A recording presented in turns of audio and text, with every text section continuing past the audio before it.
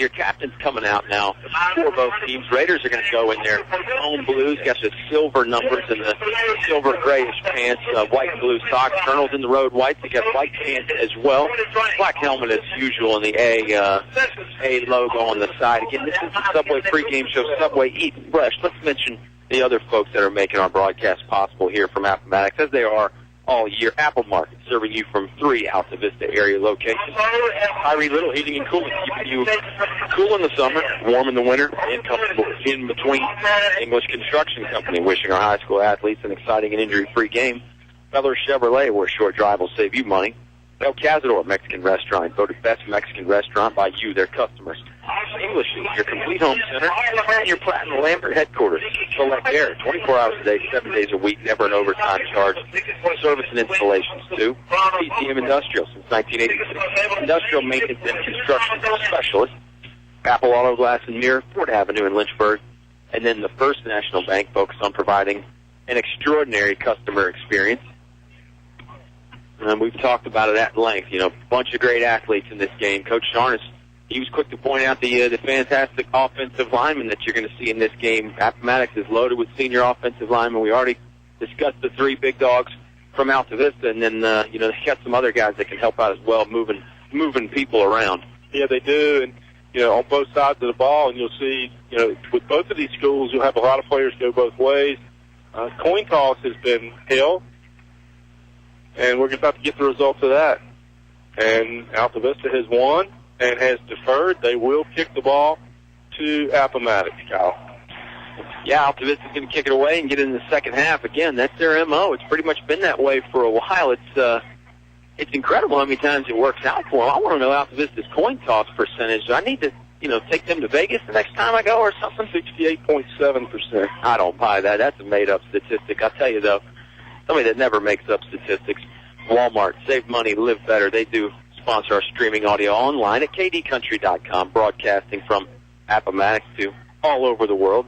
And, of course, you can relive this game and so many more on our YouTube page, brought to you by Feller Chevrolet. Oscar and I went on there and listened to that Galax game again. That one's definitely worth hearing more than one time. Just a bunch of exciting plays in that one. I mean, we were there. And I went back and listened to it again, and I got almost as excited again. So we are at a little bit of a disadvantage here as opposed to what our usual setup is. Ordinarily, we're in the press box. We are out in the stands tonight. There may be a little bit of extra noise. We apologize for that. That's something that's beyond our control. Beyond our control, but it's kind of like when Harry Carey and Steve Stone used to go out there in the left field bleachers at Wrigley Field and get up there amongst the fans. It's good to be part of the people up here. Yeah, I've always felt like you're a man of people. They had a special on cowbell tonight, $5 a piece, and apparently that's a good deal down here. Yeah, well, you need more cowbell. That's when you got a fever, there's only one prescription, and you and I discussed off the air about the legality of said cowbell, but we'll leave that that's a debate for another time. Both teams have run out and made their initial charges on the field there in the warm-up ceremony. It's Hall of Fame night again here at Appomattox. We went through that last year, so we don't mind. We'll have a little extra time in the halftime show, the Subway halftime show, as that is. You're right, Kyle. Last year, among the people that we saw, Jerry Connor was inducted into the Hall of Fame, who's somebody we both know very well. Mm-hmm. Well, this Hall of Fame in Appomattox, you're not going to find any pushovers, Oscar. No, you and I aren't going to get in that. This is a strong group and a very strong history of athletics here, so, you're right. They won't be pushed over by anybody, that's for sure. Appomattox lining up to return the kick. Altavista just now breaking the huddle. They're coming out to do their kickoff formation. Walker Allen, of course, fantastic sophomore kicker for the Colonels. Oscar can't really say that he's done much of a bad thing this year, and he made the big kick in the first half at Galax that really gave the Colonels some momentum that they needed. And we apologize, too. Again, ordinarily we do the stats, and you're not going to have stats out of me tonight. A little different situation here at Appomattox tonight, but it's going to be a fun time. Allen is ready to kick, and his kickoff squad is ready to go down there and cover it as well. Here comes the run up in the booth from Allen. Pretty decent kick. Looks like it's going to land on about the 5-yard line. It does. Looks like Morgan going to return it. Starts up the middle. Now he goes outside, cuts it back. He is dropped by number 2, and that is Clydell Moon. Coach course, Coach Sharnis just calls him Clyde in the interview. Clyde the Glide got in the end zone last week, and he gets a tackle here on the opening kickoff. Appomattox looks like they're going to scrimmage from the left hash mark right around their own 20-yard line. Yeah, and Clyde Moon played a dominant role last week, a predominant role and a dominant role on both defense and offense for the Colonels last week. See the Appomattox Raiders with Blankenship under center. Yeah, they'll have split backs behind him, 2 tight ends. Actually, 3 tight ends. They got everybody stacked across that line. Here comes Blankenship on the option, gives it to the dive man through. That looks like number 7, Josh on Cobbs. And Cobbs will forge ahead and gain about 3. Nice little quick-hitting running play there. Of course, Altavista used to run that split-back veer not so long ago under Coach Sonny Merchant. And Appomattox is going to try to establish the run here early. That's their MO over the last couple of years, and certainly under Coach Smith. Yep, 3 tight ends. Blankenship under center again, 2nd and 7. He'll fake the dive. No, he gives the dive this time. He is stopped quickly. Destin Brown was in on Dante Poindexter as well. Juan Thornhill mixing it up in the middle. He's clapping, likes to stop. 11:15 to go here in the Apple Market first quarter. Kevin Morgan on the carry. He did gain about 1 or 2. Nice job by Mitchie Malbeck getting it from the outside to help plug that hole up as well. It'll bring up a long 3rd and we'll call it 7. Well, when a team's going with 3 tight ends like that, Oscar, your cornerbacks are going to get involved on some of those inside running plays. 3rd and 6 here. Blankenship, a little bit of a hard count. Gives it to the dive man again. Destin Brown on a stop, and then there's Juan Thornhill driving him back. The ball carrier ends up way in the backfield. They're going to give him forward progress for a yard, but it's not going to be enough for a first down. That'll bring up 4th, and it looks like the Raiders will punt it. It was also Destin Brown, Juan Thornhill, and Navy Jones was in on that play as well. Nice stop by the Colonels. Kick. You defer the kickoff to the second half. You come in, and hopefully you can flip this field and get good field position right off the get-go. Colonel's defense got exactly what it wanted. Kudos to Mike Revis and his squad right there. Mitchie Malbeck back deep to return the punt. He stands on about his own 37-yard line. Punter looks like it's Tevin Morgan back there deep for the Raiders. Appomattox didn't have all their personnel on, so somebody had to run on quickly. Looks like they got enough time to get it off. They put a man in motion, and here's the snap, sort of a rugby-style running punt by Morgan, but not a bad one. Fielded by Malbeck on the 45. He dropped after a short gain. Good coverage right there. That was Brandon Ware on the stop, but give Nietzsche credit for setting up the Colonels with decent field position. Yeah, it was. They're going to spot that right inside the 50, right outside the 50. If it's the 49-yard line, the Colonels start at their own 49-yard line. Great field position here. With 10:02 remaining in the first quarter, no score. First quarter brought to you by Apple Market. 3 great locations, Main Street, Gateway, and Riverside. There's always one close by in Altavista. And we feel like we've probably got a few fans driving around the streets of Altavista. Didn't want to make the trip up here to Appomattox. That's okay. We'll do the best we can. Juan Thornhill gets his offensive unit out there on the field. He's got Destin Brown right behind him in the pistol formation. Colonel's going to scrimmage from the far hash mark. They're going left to right. From our vantage point, swing pass to Mitchie Malbeck is complete. He's gained a few yards. Blocking wasn't very good, and he was dropped after a short gain there. Called a pickup of 2. Demetrius Johnson was trying to make that seal out from the wide receiver spot, but he did nothing with the corner. And nice job of fending off and getting to Demetrius. Great late September evening for football. Weather couldn't be much better. Going to be a little bit of a chill to the air tonight, but I don't think anything that will bother the fans or the players. 2nd and 7. They gave Michi a little bit more than I first gave him credit for. Destin Brown right behind Juan Thornhill again. Number 11 barking out signals. Snap is a good one. He gives it to Destin Brown at the middle. Brown pinballing his way through. Now he's stacked up. Hasn't gone down. Finally does after he is pushed down by a big mass of bodies. I think Destin might have got it back to the line of scrimmage. Well, he did, and we noticed last week that Appomattox had a couple of coaches in the stands scouting against Galax, and Coach Smith alluded to in the press this week that they had to stop Destin Brown. He mentioned that. Everybody talks about Juan Thornhill, and definitely Juan deserves all the accolades, but there are plenty of offensive threats on this Altavista team. 3rd and 7. Juan Thornhill is going to empty the backfield, barking out the signals to the rest of his teammates. Puts Destin Brown in motion. They snap it. They hand it off to Destin Brown on the wide receiver sweep. Brown turns the corner. He's close to the first down mark. He hit somebody hard. I think he got past the first down. He did. He was about 2 yards short. He easy for me to say again. Yeah, it's easy. He did a tight wire job on that sideline, and he lowered his shoulder, and only on second effort did he get this first down. Great hard running. Demetrius Johnson that time blocked his man out of bounds, so he might have missed a block on that first down play. Did not miss it on the 3rd down play. Fresh set of downs for the Altavista Colonels. Juan walks about halfway over to the sideline to get a play. 8:34 remaining, 0-0 score. Appomattox has had the first possession. They went 3 and out and punted it away. This is the Colonel's first crack on the offensive side. 3 wide receivers to Juan Thornhill's left. Destin Brown is to his right. Shotgun formation for the Colonels. Snap is chest high. He hands it to Destin Brown. Brown starts left, cuts it back inside. Not a whole lot there. Good defense by the Raiders. Yeah, it is, and it looks like Coach Smith has decided he's going to let somebody other than Destin Brown beat him tonight. They are really keying on him, but that hasn't always worked for other teams before. Destin can be a workhorse, and he can still break those long runs. Yeah, that's exactly right. I mean, just because Destin's getting shut down a little bit early does not mean that he won't break a long one. And Coach Doug Smith is, very aware of that. He knows his defense is going to have to play stellar every down. Destin's going to take a breather. Clydell Moon will check in. Davy Jones, Michi Malbeck, and Demetrius Johnson are over here to our side. Empty backfield again. 3 receivers to the right, 2 to the left. Appomattox looks like they're in sort of a 4-3 defensive formation. Juan takes the handoff, gets ahead. He's got some room, not a whole lot there. He stops up after a gain of 3. Initial blocking was good, but the linebackers closed quickly. Nice design, little quarterback delay. Faked the handoff as the player was in motion, and Juan kept the ball and was able to advance it out down to the 36-yard line of Appomattox. We'll call it 3rd and 6. Stoner White on the stop. He's a senior for Appomattox, a player that's been around for a while, all district junior and sophomore years. And somebody whose name we called very often last year. Yeah. Juan giving the offensive line some instruction. Kenny Brumfield snaps.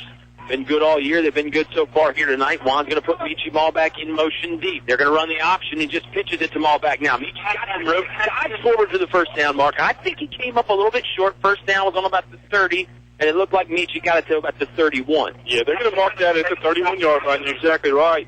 A little bit out of Walker Allen's field goal range here. That would be about a 47-yarder. I look for the Colonels. Last year in this game, on 2 different occasions, the Colonels went to the hard snap with Thornhill to draw the defense offside. I think you got to look for that, but they certainly make all. I don't know. They're going to try to get this first down. Yeah, they're going for it here in 4th down. They're going to bring up the full house backfield again. 2 tight ends. They bring the Johnson brothers in tight, and the O-line cuts their splits down a little bit too. They're almost foot to foot here. 3 running backs right behind Juan Thornhill, all lined up about 4 yards deep. Juan with the hard count, and he got him. You called it, Oscar. Fantastic weapon to have, and Juan Thornhill, really one of the best we've seen in a while at that. And if you don't know what we're talking about on the hard count, most teams are going to go on set hut. That's one, that first hut. Well, sometimes they won't go on the first hut. They'll go on the second one, and that's what Juan did. And we've seen several players do it over the last few years, and nobody's better than Juan at that. Automatic, not automatic, but it brings up a first down. Yep, free 5 yards there. Altavista will stay in the same formation. Full house backfield. They hand it to Destin Brown. Brown's going to go right up behind the center. Got some yards initially. Good surge by the offensive line. And Brown was stopped. 5:57 to play here in the Apple Market first quarter. Still no score. Altavista still with the first possession of the football. It wasn't like stop. The offensive line did get some surge, and that's really the only reason he got any yardage at all. Yeah, there wasn't much of a hole there. It was just a surge, and Destin just ran right up the backside of the center, made what he could out of it. And Clyde Moon in the backfield now with Juan. And Appomattox in a 3-5 defense, and they are stacked tight up against the line. Yep. Safety is about 10 yards deep for the Raiders. Malbeck going to go in motion to the right side. Maybe pass play coming here. They do. They swing it out to Johnson, though. Good block by Michi. Initially, football's out. Appomattox has it on the fumble. Maybe the ball's still loose. They're going to say it's Raiders football. Football came out. Demetrius Johnson made the grab. And I don't know if it just slipped out of his hands or not, but either way, it's Raider football here. Going to be 1st and 10 from about their own 15-yard line. And we didn't talk about that in pregame, but that was a huge advantage for the Colonels last week as they had no turnovers, didn't put the ball on the ground. Here we are, 5 minutes left in the first quarter, and ball goes on the ground. Turnover after the Colonels had a nice drive going. Turnovers are really the great equalizer in football, and I didn't even mention it with Coach Sharner because I didn't want to jinx the Colonels. I don't think the Colonels had a turnover all year. Blankenship under center, keeping himself, but he is stacked up and hit hard. We got to get a number on the number 44 met him, stood him up, and hammered him. Wow, excellent penetration there by Dante Poindexter. That'll go as a loss of 1, but even more than that, it's got to hurt the body and the ego of Blankenship a little bit. You talk about just getting met by a brick wall. That was Dante Poindexter on that play. 2nd and 11. Same formation. Appomattox has been in it all night. Split backs. are about 5 yards behind Blankenship in the three-point stance. Second down on the way. He hands it to the first man through. I believe that's Morgan again. Morgan will get a decent gain out of it before he's dropped near the numbers here on this near sideline. Look at the mark at his 20-yard line, and that'll bring up a third and about 7.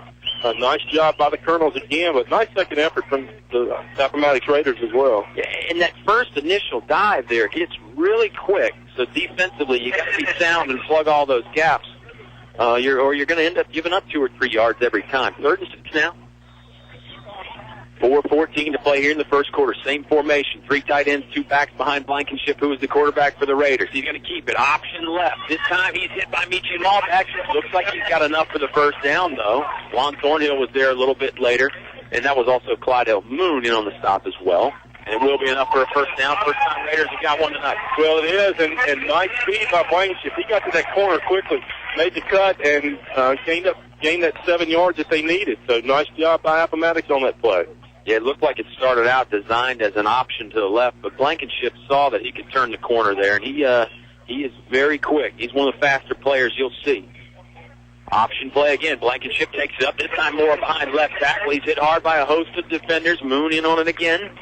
Also, looks like number 10, Darius Johnson, in on the stop as well.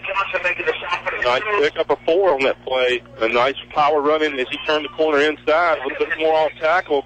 2nd and 6, Don. Yeah, that play was, one I think that is designed to look like an option. Then he turns it up that alley. It's really more of an inside running play and hard to stop because he does hit it so quick. 2nd and 5 for the Appomattox Raiders. Same play again. This time Blankenship dropped by Destin Brown. Brown got in the backfield and disrupted the whole thing. Excellent solo tackle there from number 7. And we talk about speed. No, Destin Brown, no slouch either. Yeah. Frank just tried to get away from him.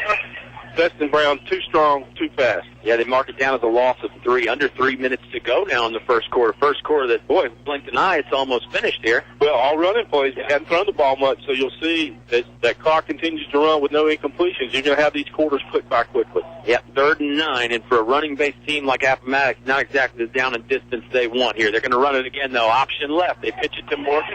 Morgan's got some room. Excuse me, that was Deshaun Cobb. And he looks like he's run out of bounds for a gain of about 10, and that would be enough for the first down. They are going to move to 6. Excellent outside running play for the Appomattox Raiders. Yeah, and it looked like one of the Colonels players was held on the edge. Michi Malbeck had a nice angle at him, and player grabbed his shoulder and spun him, but doesn't matter. Yeah, Michi rolled up, looked like he was in good position, and then I think you're right. Maybe somebody had a hold of the jersey there, but you talk to any coach, and they'll say you can call holding on every play. There's somebody getting held out there.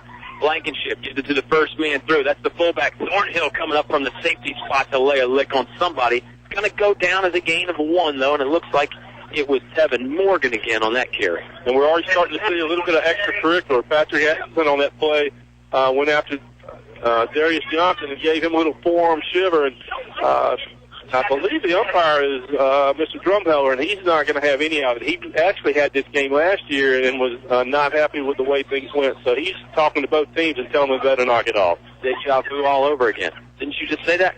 Yeah. Blankenship under center. 2nd and 7 again. Same running backs behind him, Morgan and Cobbs. Going to keep it himself. Runs up that right tackle, and he's got some room to run now. He's going to break it out to the left sideline. Thornhill had a beat on him and missed him. Destin Brown will finally drop him down, but after a long gain, that right there, that was actually number 3, Donovan Montague on the touchdown-saving stop. Either way, to get it down to the Altavista 25-yard line, big gain by Appomattox. Nice inside running. Acceleration was very obvious on that play. We see a lot of speed, but he's got great acceleration, a very shifty runner. Shifty inside running, great vision as well, too. He's going to hand it off to the ball. The ball is on the ground. I think Dante Poindexter got it back. I think it's going to be Altavista football. It is. Appomattox walking off, dejected. Kendall Blankenship cannot believe it. And it is a fumble recovery for the Altavista Colonels. I think it was Dante Poindexter, Oscar. They couldn't tell. Now, there was just a mass of bodies there on the ground. It was either Poindexter or Elliott. I'm not sure which one it was. Big turnover again. Both teams have turned it over to about the same spot on the field. Yes, both teams were driving. The turnover effectively ended that. Colonels will take over. with 1:28 to play here in the Apple Market first quarter. Just beyond the 26-yard line, left hash mark near side for us. Thornhill, shotgun snap on the way. He gets it. Quarterback lead play to the outside. Juan will stretch it out, trying to get that sideline, and he is dropped. Hit hard right there by Matt Page. No, excuse me, that might be Drake Davis, maybe. You're right. Yep. Numbers a little bit hard to see on Appomattox jerseys. He did get back to the line of, they're almost to the line of scrimmage. They're going to call it a 2nd and 11 and maybe a long 10. Yeah, loss of a foot maybe for Juan on that play. Looked like he had some room on that far sideline, but the Appomattox defense closed quickly. Juan's going to have 3 wide receivers to our side. He's got his running back to our side as well. It looks like Moon. One split out to the far side. They will swing it out here. This time, football is caught by number 12, Canavis Jones. Jones turns it up right sideline. Tripped up. Good gain right there by Navy Jones. Had the touchdown catch last week that really was the icing on the cake for the Colonels. And that's going to set up 3rd and very short. Boy, Navy almost got the first down. He's like close to the ball. He really did. We got across the 36-yard line. It's going to bring up 3rd and maybe 1. See if Juan wants to go under center again. I say Juan wants to go under center. Coach Sharn is calling the play. Well, I think you're going to center. No, he's not. I thought he might go for the hard count, but he's not. Well, maybe a quarterback draw. Yeah, that's what we get for thinking. Ball back in motion. They hand it to Michi. Michi's going to turn it outside. He's got to get back to the line of scrimmage, and he doesn't. He loses yards. Altavista, we thought they might go straight ahead and try and gain yards. Instead, they try and break it out to the sideline, and not much there. Appomattox able to run it down. That'll bring up 4th and 5. Yeah, I'm a little bit surprised that they tried to go outside on that. This Appomattox team has shown a ton of speed. I think they need to, try to establish a run. And they have to start throwing the ball a little bit. Well, we know the Appomattox D-line is good as well, and now we'll bring it into the first quarter. 4th down on the way. Colonel's going to have to punt it away when we come back. Second quarter on the way here. 0-0 score on 105.5 KD Country.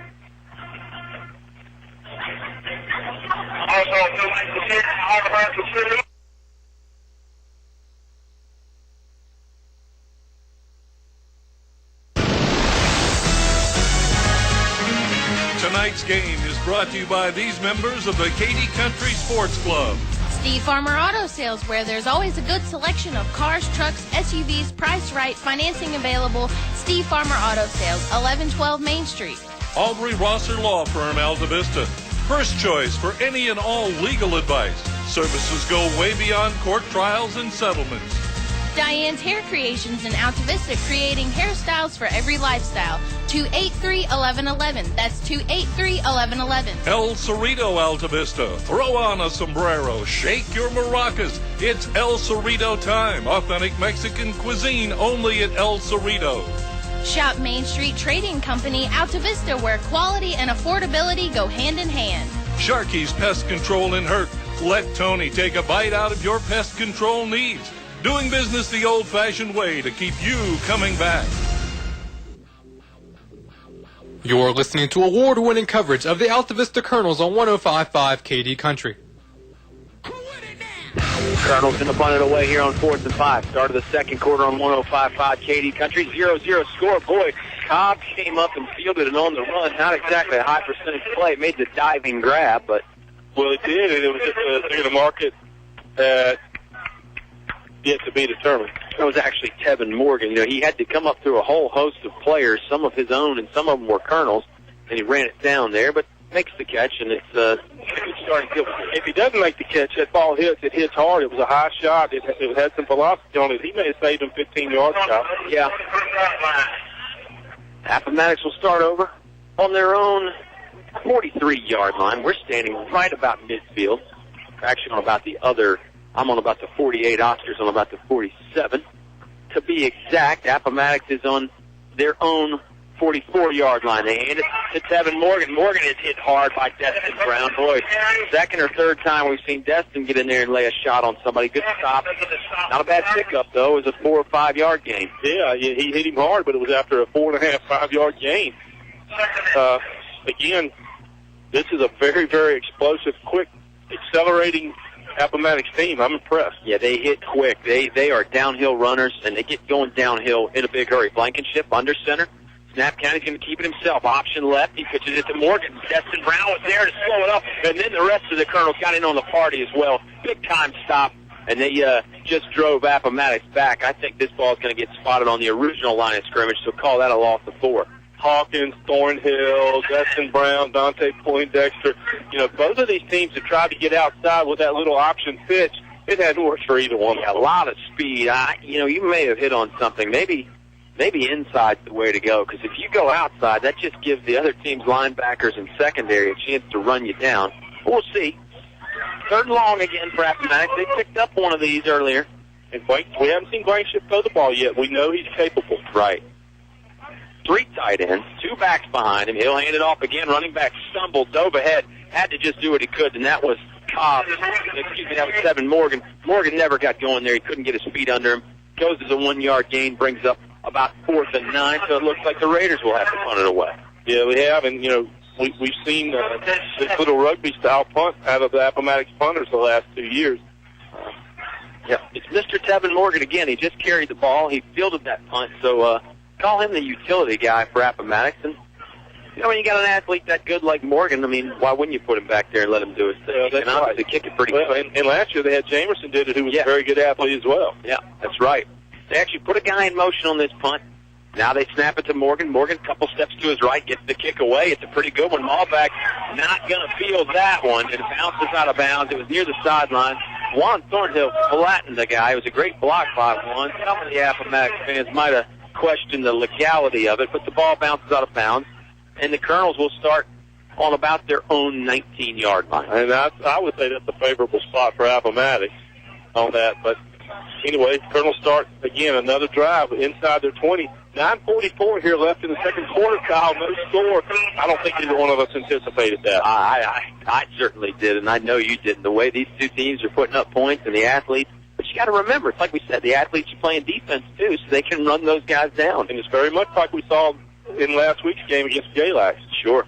Juan Thornhill going to fake it. No, he's going to give it to Destin Brown. Brown spins, but not a whole lot of running room. Destin was trying to go behind right tackle, but there just wasn't much there. I think they'll give him forward progress back to the original line of scrimmage, but that's all. That's it. And he was met by a host of Appomattox Raiders, 3, 4, and they picked him up and drove him to the turf.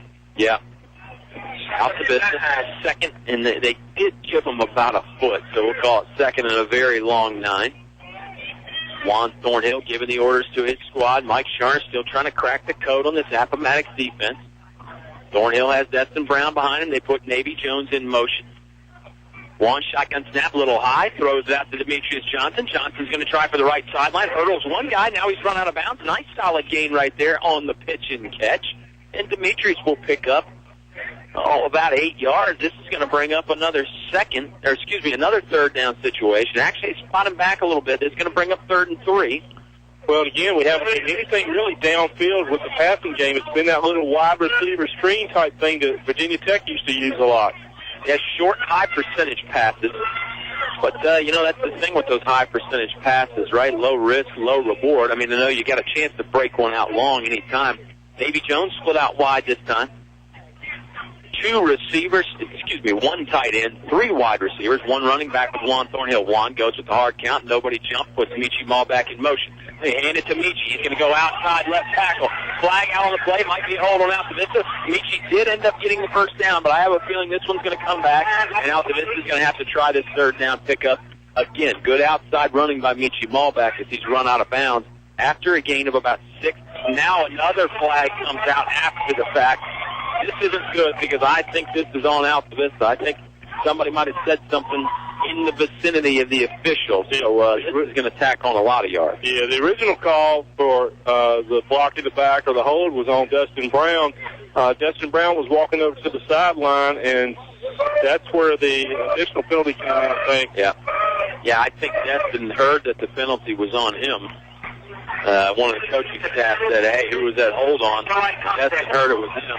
He had a comment, maybe. But we don't know that for sure. We can't speculate from up here, and we don't know who it was on. Let me add that, too. It may not have been on Destin. I don't want to single him out. We don't know from up here. No, but this is going to pin them back deep. The original penalty was at the, 22-yard line, half the distance to the goal, makes it the 11. another half the distance to the goal there. It's deep. They've got third and a bus ride. Yeah. Third and really long. Had a few of these last week. They actually picked a few of these up last week. But when you're in the shadow of your own goalpost like the Colonels are now, they're going to be snapping this one from their own 7. That changes the situation a little bit. Again, let me reiterate. Again, I didn't want to single test. Now, we're not sure that penalty was on him. They don't announce numbers in high school football, nor should they. The penalty's on the team. It's on Altavista as a team. Yeah, and again, if we inferred that, then you hate to do that, but empty backfield for the Altavista Colonels. Third in the bus ride, like Oscar said. Juan going to fake a pass, and then going to go quarterback draw. He's got some room. Picked up about 12. Not nearly enough for the first down, but it was a good play, and he gave Altavista some breathing room to punt at least. Yeah, he got it back to the 12-yard line. Brings up 4th and 14, we'll call it. Obviously a punt situation. 8:30. Yeah. Clock continues to wind. No score. I was just going to mention that time. Time flies when you're having fun. These offensive coaches aren't having fun. The defensive coaches got to like what they're doing. 0-0 ball game. Walker Allen will punt again. His heels are about the 5-yard line as he's going to kick this one away. Altavista tight punt formation. Appomattox is coming after. Walker got it away, and it's a pretty good punt. It'll be fielded on the 45-yard line with a fair catch by Tevin Morgan. So that's where that's where Appomattox will start. They'll start on the Altavista 45-yard line, smack dab in the middle of the field. And they were about the 15-yard line, got it out to the 46, about a 31-yard punt, And if you're Altavista, not a bad punt, no return, you'll take that. Time for the defense to stand up now. Defense is going to have to do its thing again, maybe cause another turnover. Each team has had one. That's about the only activity we've had. Bend but don't break defense. Appomattox picked up a fumble. Altavista picked up a fumble. 8:06 to play in the Apple Market second quarter. Apple Market always plays great defense, much like these two ball clubs here tonight. Same formation for Appo. This time Blankenship will roll out. Naked boot. Not much there. I don't know if it was a busted play or not, but Blankenship's going to end up making a gain out of it. Tried to hurdle Navy Jones. Navy got enough of them to knock him down. But it's going to be a nice little pickup here for Blankenship. I don't know if it was a naked bootleg or a passing play. It looked like a busted play. Yeah. Because he looked like he expected somebody to be there, and there was nobody there. My second guess would have been it was a passing play, but again, there was nobody there.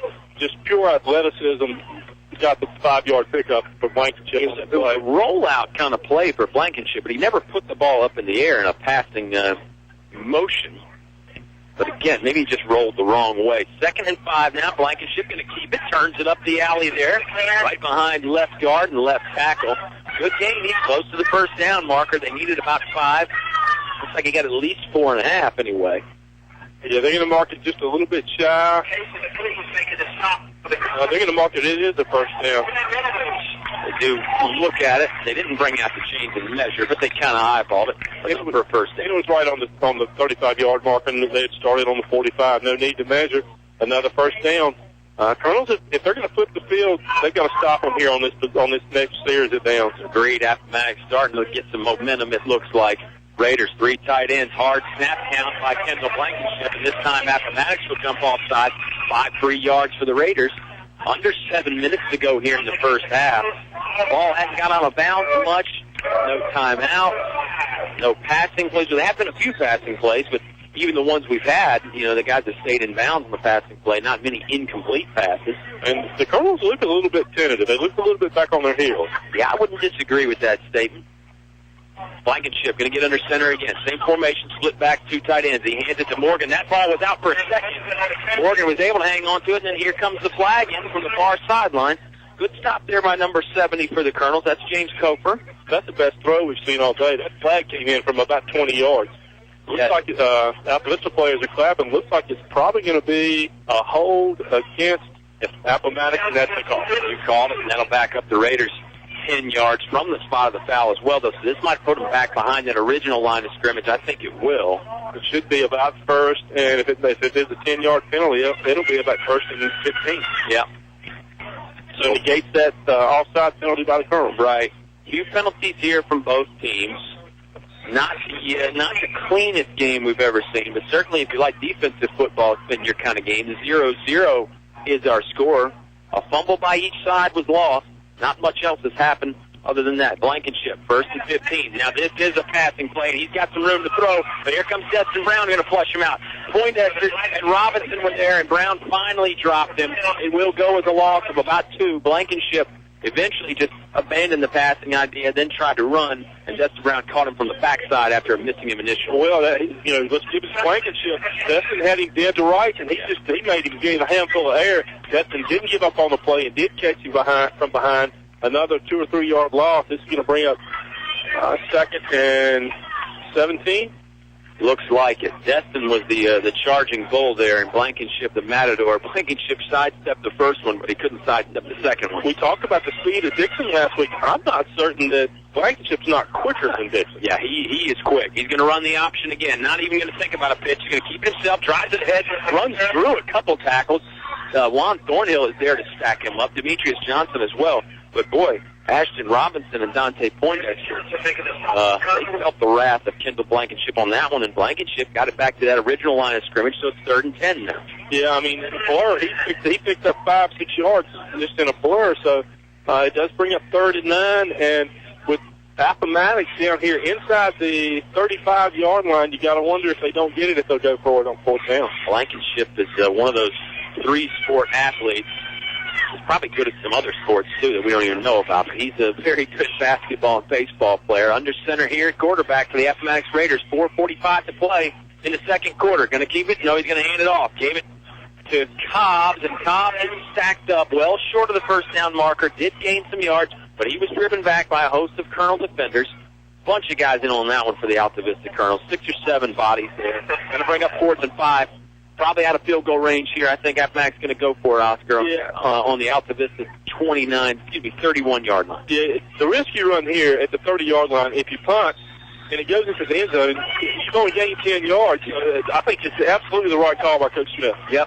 Coach Smith's going to send his offensive unit back out there. Looks like it's going to be the exact same formation they've been in all night. 3 tight ends, 2 tailbacks, 2 split backs, I guess we'll say, right behind the quarterback flanking. You got to watch for the hard count. Yeah, absolutely you do. They hand it off. Kind of a reverse pitch now. They pitch it out to Cobbs. Cobbs is close. He's run out of bounds. He got hit hard. I think he's a little bit short. They needed to get to the 25, and he looks like he only got to about the 26. And it will be turnover on downs. Great defense by the Altavista Colonel. Well, that hit was by Juan Thornhill, and he put a good hit on him. He didn't stop him. He spun.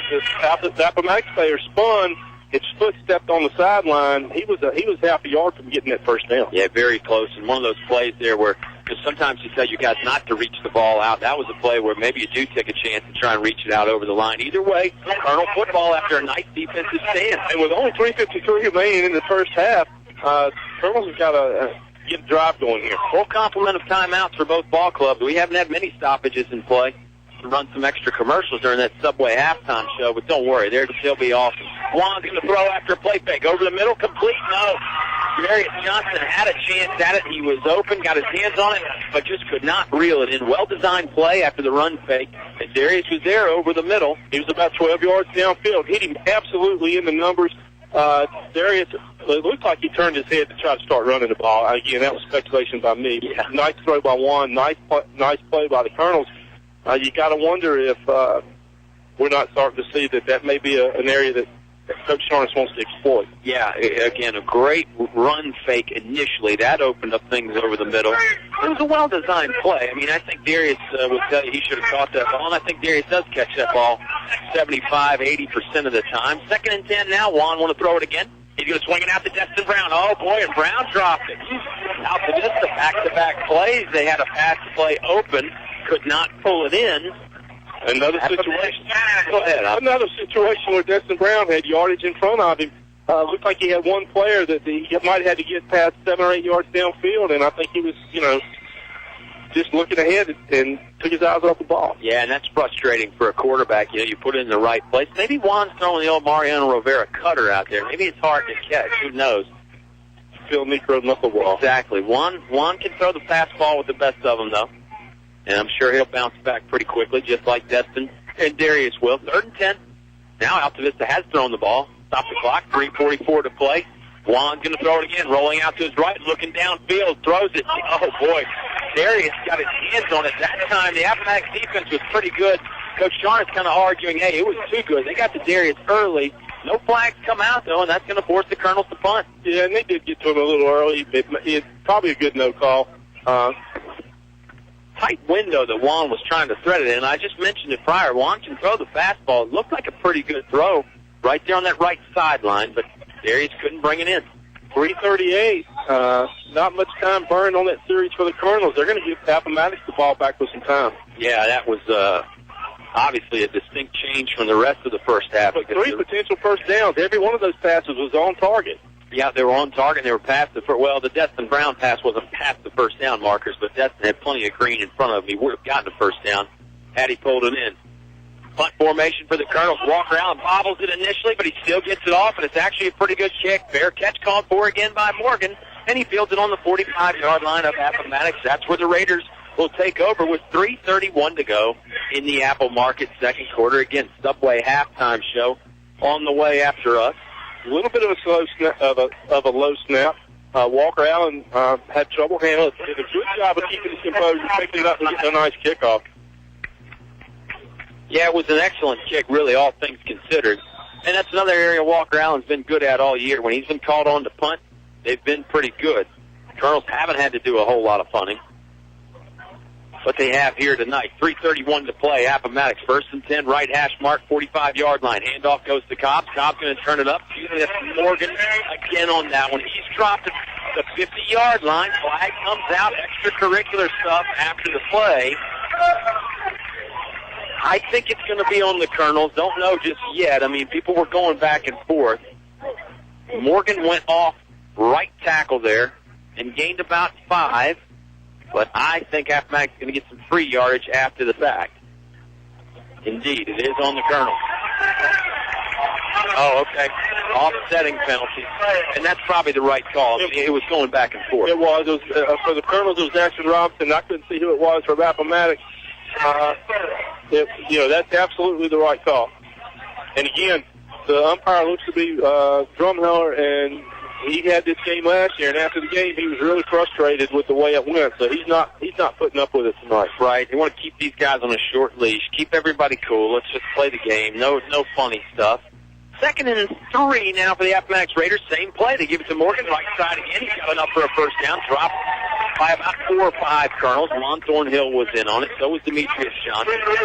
And it looks like Darius Johnson as well. Good pickup for Appomattox. They moved the chains again. That play seems to be working well. It's almost like they're going off tackle, and then the player will cut it up inside, right inside that tackle, in between the tackle and the guard, and they're ripping off 6-7 yards of carry on that. Yeah, it really is a tough play to stop. He's got a lead blocker there. The other back blocks for him. And then the offensive line doing their duty up front as well. Same play, they're going to do it again. He cuts it up the middle more so this time. Dropped after a nice game. Juan Thornhill in on the stop. Juan puts the pads down low to bring Morgan down. 3 carries in a row by Tevin Morgan. He's gaining yards every time. And it doesn't use it. They've used Morgan. They've used Cobbs. Both of them have been able to rip off some yards. Not to mention Blankenship. Exactly. 2nd and 5 now. Appomattox going to huddle up here. 2:25 to go. Not taking a timeout. They're just taking a little extra time in the huddle. Doug Smith signaling in the plays from the sideline. And if the Colonels can stop them on this, they will get the ball. They will get the ball first in the second half, but they've got to make a stop here. Nice little drop by Appo going here. I would think the Raiders need to hurry. They took a long time in that huddle. Blankenship, snap count being called. He gets it, hands it off to the first guy through. That's the dive. That's Cobbs. Cobbs stacked up. Finally does go to the ground. Maybe Jones was there. Demetrius Johnson as well in on the shoulder pad high stop. I think that was actually a different ball carrier. I think that was E.J. Smith, number 22, came in the backfield. It's going to bring up 3rd and less than 1. Well, watch the hard count again, obviously. 136, 135, and they've still got all 3 timeouts. There's plenty of time here. Yep. Same formation, 2 tight ends. Blankenship going to pass it on 3rd and 1. Got a man over the top. The throw is there, but Michi ball back with some great defense. Great play by Michi to use the makeup speed. The pass was on target, but Michi just got in there to break it up. Nice play. Can't see who the receiver is. It may even have been Morgan, who they got free out there. Was open. Blankenship got him the ball. Michi did a great job of closing. Threw his hand up. It may even hit him off the helmet, but Nice recovery by Michi on that play. Nice with his time. 4th down, less than 1. Watch for the hard count. But again, nice play by Malbeck. Yep, watch for the sneak as well. Blankenship going to get under center. Same formation, split backs behind him. Going to run it outside. Tries to cut it up. I think he's short. And it looked like number 40. To give him an unbelievable spot. Unbelievable spot. Boy. Dante Poindexter with an excellent play to run him down. And you're right. It looks like where they're spotting the ball now is going to be enough. They may come out and measure, though. No, they're not going to measure. That ball is, well, they may. But they spotted that ball a clear yard and a half further than where he went down. Well, there was not a forward progress situation, I don't think. Well, I think you're right about the progress part. Blankenship was running laterally along the line of scrimmage there. Then you got to think they needed a yard. Blankenship's starting about a yard behind the O-line, so he's 2 yards deep. Never really looked like he gained yards. So we'll see. They've got the ball spotted. Chains are out now. Going to take an extra look. It is enough for a first down. That brings a nice applause from the Raider crowd. Tough luck there. Dante Poindexter, made an excellent stop to get in there and bring him down. He did all he could do. Texas going to keep driving here. Fresh set of downs.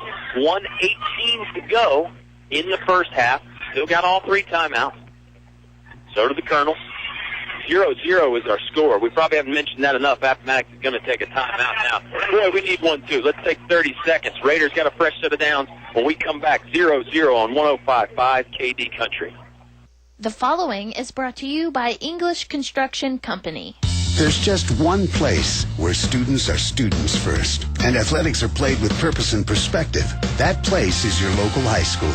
High school sports offer more than the joy of competition. Studies show that student athletes in Virginia are also likely to enjoy greater levels of achievement in other areas of their lives, including academics. High school sports, a winning part of a complete education. You're listening to award-winning coverage of the Altavista Colonels on 105.5 KD Country. Award-winning coverage of Altavista football back here on 105.5 KD Country. Appomattox took the time out there. They are driving here with under 2 minutes to go in the first half. Oscar, you got to think at this point if Altavista can get a stop, that would maybe give them some momentum going into the halftime break, and then the Colonels get the ball to start the third quarter as they have done a bunch this season.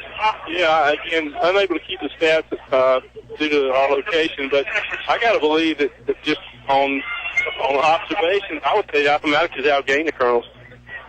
I would think you're right. And, it seems like the Raiders have had the ball more. But it doesn't seem like it. I know they have. 1st and 10 here. Both teams have fumbled. Now Appomattox is going to change up the formation. They'll go in the shotgun spread. 2 receivers to each side for Blankenship, a running back with them as well. Passing play, looking downfield, throw is batted away and then goes out of bounds. Incomplete. Looks like Donovan Montague got his hand on the ball. Of course, last week at Galax, he almost had 2 interceptions. He tipped that ball and knocked it out of bounds. Yeah, good play by Montague. He last week was definitely a force out there on defense. Nice play this time by number 3 to get a fingertip and knock it away. Looks like Appo wants to stay in the shotgun formation. Maybe a little bit of a surprise here. They were moving the ball pretty good under center. Well, they may run the ball out of this formation. Very true. Blankenship looks to pass. Now he looks to run, and he is dropped. Dante Poindexter in on the stop. Ashton Robinson there as well. Timeout again on the field, and this time it's Appomattox taking it. We'll take it with them. Another 30-second variety. 1:06 to play in the half. 0-0 our score from Appomattox on 105.5 KD Country. It's hot in here. When are you going to get that AC fixed? I wouldn't even know who to call. Call Select Air. Donnie does it right every time, and he's available 24 hours a day, 7 days a week, and there's never an overtime charge. Yeah, but we might have to get a brand new unit. Select Air does installations, and Donnie is going to give you a fair price every time. Should I call Select Air? No, you will call Select Air. Select Air, 841-1580. 841-1580. Online at selectair.webs.com. You're listening to award-winning coverage of the Altavista Colonels on 105.5 KD Country. 51 years of Colonel football here on 105.5 KD Country. Timeout there on the field by Appomattox. Going to bring up 3rd and 16 for the Raiders. Not the situation they wanted. It looked like about 30 seconds ago, Oscar, they might just march it on into the end zone now with just over a minute to play, and they got 3rd and long. Not so sure. It might be a Colonel's chance to get the ball back here after a stop. Blankenship, shotgun formation again, going to roll to his left, looking to pass, looking to throw back to his right. Ball's hanging up in the air. Juan Thornhill got a hand on it. Ball's incomplete, though. Juan missed time to jump a little bit. Davy Jones was in coverage as well. And, whenever that ball goes up, Juan just turns into a receiver. We saw that one last week. That time he just missed time to jump. Yeah, he may have been a little bit too far upfield, too. But even then, Davy Jones was able to get his hands on the ball as well. Juan did get his hands on the ball, so brings up fourth and that's 15-17, and they're in front formation, 59 seconds left. No score here. The second quarter is almost done.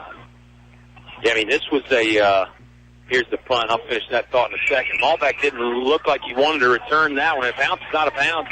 Great kick. This ball will just go out on about the 9-yard line. So an excellent kick there by Morgan. Altavista starting in the shadow of their own goalpost. Again, you said it, 0-0 score with under a minute to go here in the first half. And if you coach Shaughness, what do you do here? You get the ball early in the first. You get the ball first in the second half. You got 91 yards. Of course, we've seen a ton of drives where the Colonels have scored with under 51 seconds left. It doesn't take but one little Dustin Brown breakaway. Yeah, I think you hit the nail on the head. Coach Shaughness, he wants to always be on the attack. If he's got plays, he's going to try and score. Now, if he gets to be third and long, he might just take a knee and go to halftime. But Juan's going to start out up the middle. Shakes off a few guys. Shake and bake a few more guys right there. Nice run by Juan Thornhill.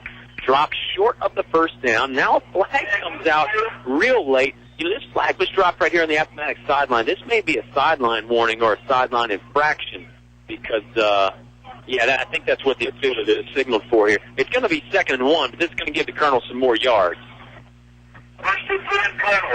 They're just going to call it 1st and 10. Okay, it's just a warning the first time, I believe. You're right. It is a first down. Yeah. They should wind the clock. Colonels didn't call timeout. Right. They had a chance to get a play in there, so that was good. Clock does start now on the official signal. 44 seconds left. Juan Thornhill calling out the snap count.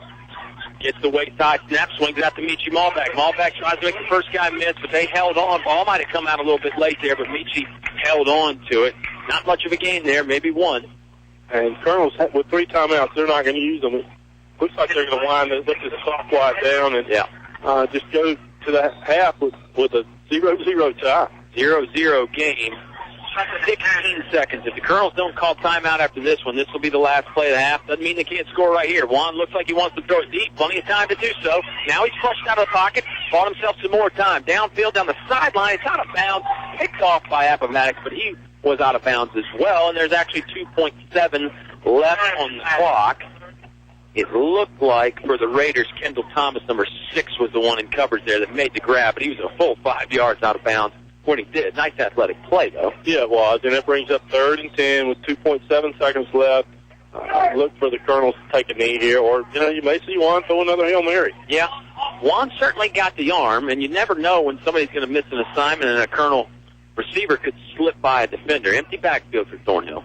And Appomattox has 3 players back almost in punt formation. Juan started out the pass, and now he's going to run it. He's got some room. He's shaking off a few guys. Now he's going backwards to try and get more room. Interesting play. He gained about 9, then he ran backwards for about 4 yards. Ends up being a gain of 5. Doesn't matter. He's dropped there, half in. And we're right back where we started, Oscar. 0-0 score as we head into the Subway halftime show. Should be a fun one. Don't go changing on 105.5 KD Country. A short drive will save you money. That's right. A short drive can save you hundreds, maybe thousands. The absolute best selection of new and pre-owned vehicles to choose from. Have a trade? When you make a deal, Feller Chevrolet will pay it off, no matter how much you owe. Slow credit? Don't worry. Drive away today in your new or pre-owned vehicle. Remember, if you didn't purchase your vehicle from Feller Chevrolet, you paid too much for it. Feller Chevrolet In Altavista. Check out these new in-store specials from the Appomattox. 2 32-ounce Gatorades for only $3. 24-pack of Coke, just $6.99. And Lay's chips, 2 for $6. Plus, any size fresh brewed sweet tea, just 99 cents at Apple Market locations. Riverside, Gateway, Main Street, and Altavista. Visit the Apple Market's convenience stores today.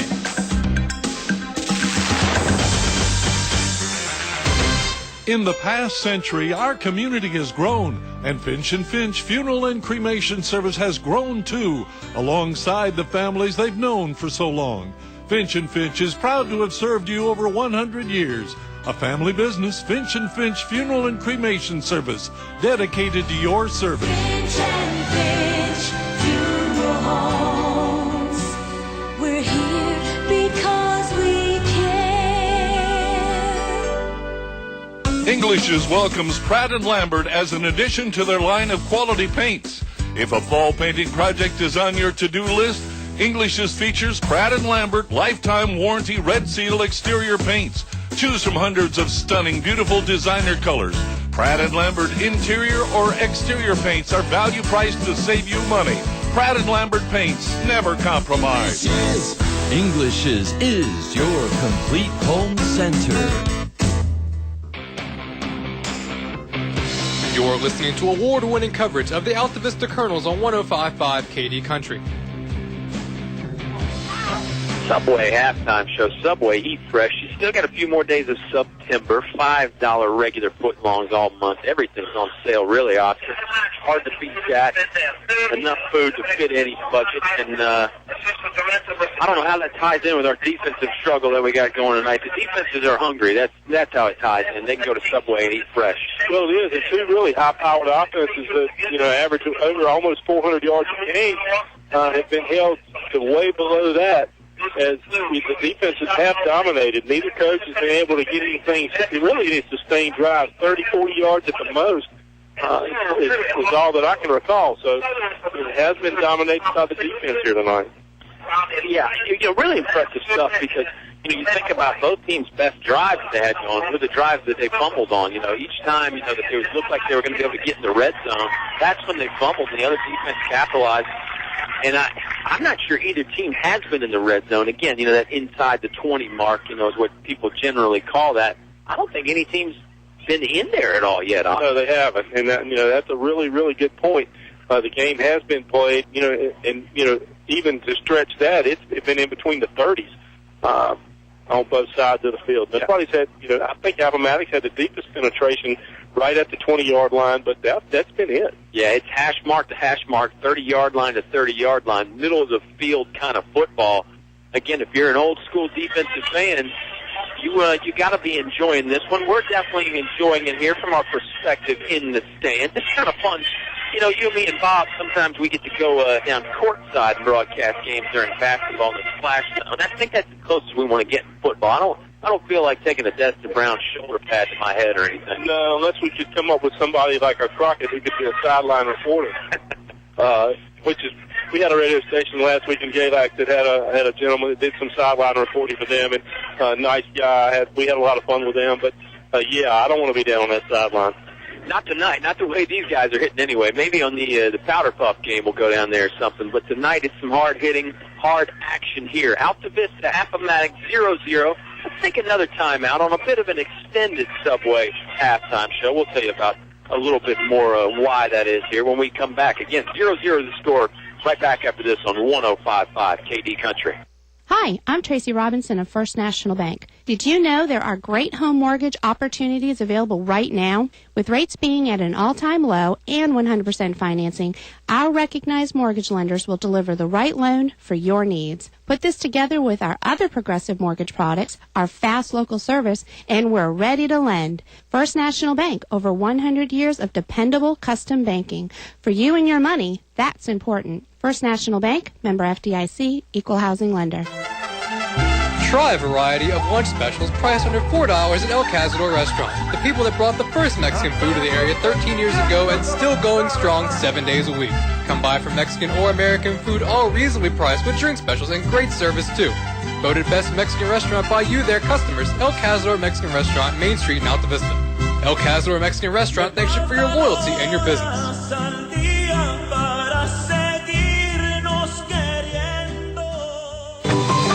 Apple Auto Glass is your windshield repair and replacement center in Lynchburg. You get a free car wash with all windshields replaced in the shop.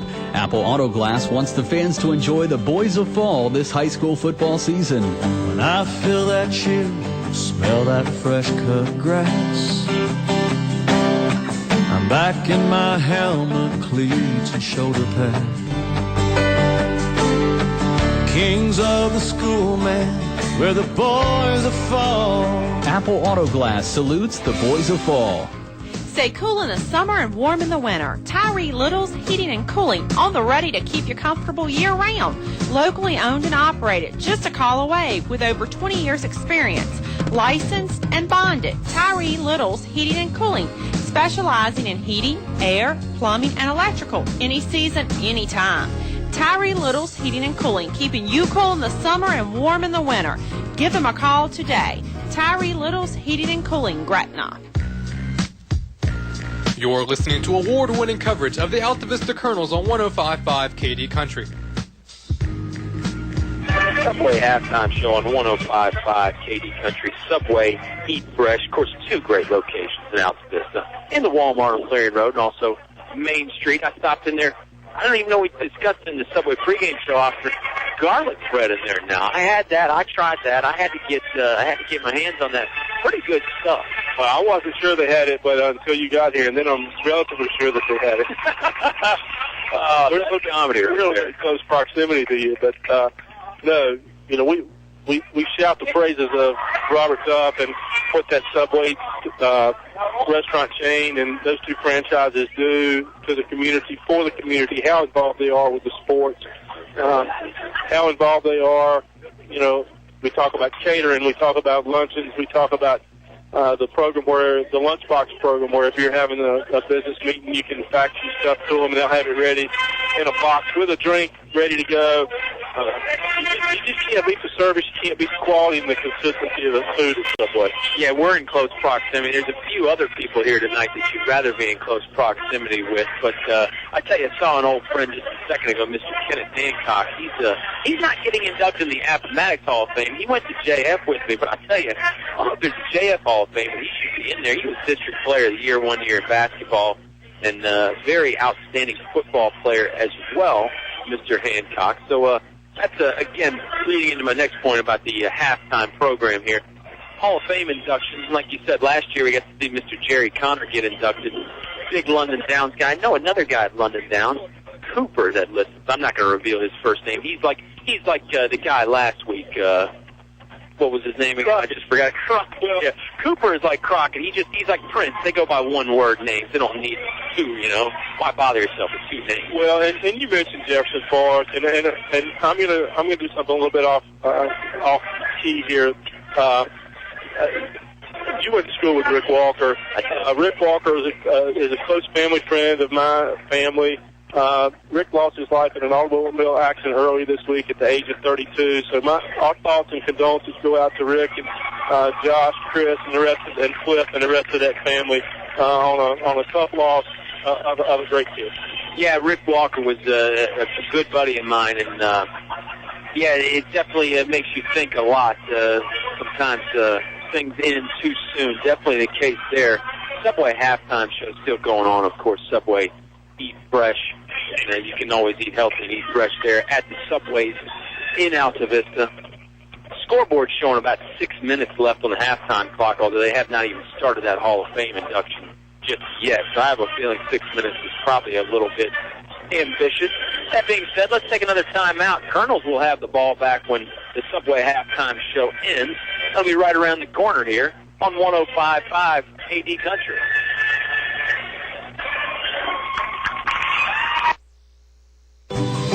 Apple Auto Glass is your windshield repair and replacement center in Lynchburg. You get a free car wash with all windshields replaced in the shop. Apple Auto Glass wants the fans to enjoy the boys of fall this high school football season. When I feel that chill, smell that fresh cut grass, I'm back in my helmet, cleats, and shoulder pad. The kings of the school, man, where the boys of fall. Apple Auto Glass salutes the boys of fall. Builds character, teaches teamwork, and provides a solid foundation for life. PCM Industrial Services recognizes the importance of high school athletics by sponsoring this sports broadcast for your enjoyment. PCM Industrial Services encourages everyone to come on out and watch the game. It's a great time for the whole family. Cheer on the Colonels. PCM Industrial Services, the industrial maintenance and construction specialists, serving the Mid-Atlantic region with quality craftsmen since 1986. Good luck, Colonels. English Construction Company has been in the building business since 1932, so it's only natural that they appreciate the building process. They recognize the fact that organized sports programs build character as well as bodies and minds. They know that high school sports build our youth into more well-rounded and more productive adults. English Construction Company is proud to be a sponsor of high school sports and salute all athletes, coaches, and teachers. A word of praise and encouragement from English Construction Company with offices in Lynchburg, Virginia. You're listening to award-winning coverage of the Altavista Colonels on 105.5 KD Country. Subway halftime show keeps on keeping on. Nick Bailey back at home base, making it very easy on us. Big thanks to him. Big thanks to Mr. Brett Arbogast of the Appomattox County Public Schools. He went out of his way to help us get our scene together here tonight. And Mr. Chris Dodge, the fantastic athletic director here, new athletic director at Appomattox. Of course, Brad Harper was our longtime friend, of course, back in the day from Brookville, William Campbell, then he was over here at Appomattox. He's really been around, and he is down at Virginia High now, I think. So maybe he's listening at, KDCountry.com. He knows about that feature. Well, he may be, but he probably got his hands full of the game down there at Virginia High. They got to buy him. Well, they should. Thinking about possibilities here. And again, I'm going to give a shout out to the Appomattox Booster Club here. We had to go on air before they actually opened the concession stand, and they were very accommodating and gave us some beverages here, and we appreciate that. And good luck to the Appomattox Athletic Booster Program. We appreciate it. Yeah, they didn't even want to charge you for them. And I thought about that last time that happened. You were in prison for a couple of weeks there for theft. You said, no, let's just put us in the booster club. I want to pay for them, and that was the right thing to do. Appomattox always a great atmosphere for football. I mean, it's been that way for years. It's a fun place to come watch a game. Well, it really is. And, the fact that we're down in the stands, as you alluded to earlier, isn't all bad. This is a very knowledgeable football crowd here. It always has been. They know their football. They know their athletes. And they stand behind the community. It's a really neat atmosphere. Yeah, it is. And they've always had a bunch of athletes to choose from out here at in Appomattox. I think they got some Kelsos on the ball club this year. I can't begin to tell you how many Kelsos there have been there. Great athletes. And it's always fun to watch sports here with the Raiders. 0-0, of course, is our score here tonight. Let's try and recap things if we can, Oscar. I'll make it easy. Defense, and special teams. I'll throw that in there as well. Both punters have done a nice job not allowing the other team good field position. And not just the punters, but the entire punt unit getting down there covering those kids. Well, they have.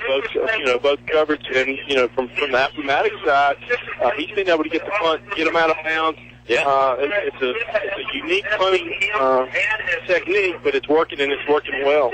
Yeah, it really is. Devin Morgan, the punter for Appomattox. He does that running rugby style punt where he rolls to his right, takes a couple of steps, and then kicks it. And more often than not, that kick that he does is hard to return. Walker out a little bit more traditional. He tries to hang it up there a little bit and give his team time to get down there. And he has done that so far here tonight. Well, Walker has done all year. A key play for Altavista was the low snap that Walker had a little bit of trouble handling. Was able to maintain his composure. They were pinned deep in their own territory. I think at the 17-yard line, he was able to maintain possession of the ball and get off a nice punt. Yeah. And actually got it almost to midfield. Yeah, got it to about the 49-yard line. That was important. A great point. And that low snap, how many times have you seen it? I know I've seen it a bunch where the snap will be low and the punter will go down to a knee to pick it up, and he's down right there. So just the fact that Walker didn't do that was impressive, and he managed to squeak out a good kick afterwards as well. Pretty good stuff there from the sophomore. Otherwise, offensively, as you might have heard Oscar mention, stats can be a little bit tough for us here tonight just because of our location. But, Altavista did rack up some yards. They just weren't ever able to get in the end zone. Same way on the other side for the Raiders. Defense is, it really has been a bend but don't break situation as both defenses, once each team gets the drive going and picks up a few first downs, all of a sudden they start to tighten up. And I don't know any other way to describe it than that. It has been a defensive struggle. Halftime now has pretty much wrapped up, although we're still a few minutes away because Appomattox's football team is not back out on the field yet. The Colonels are. They're stretching.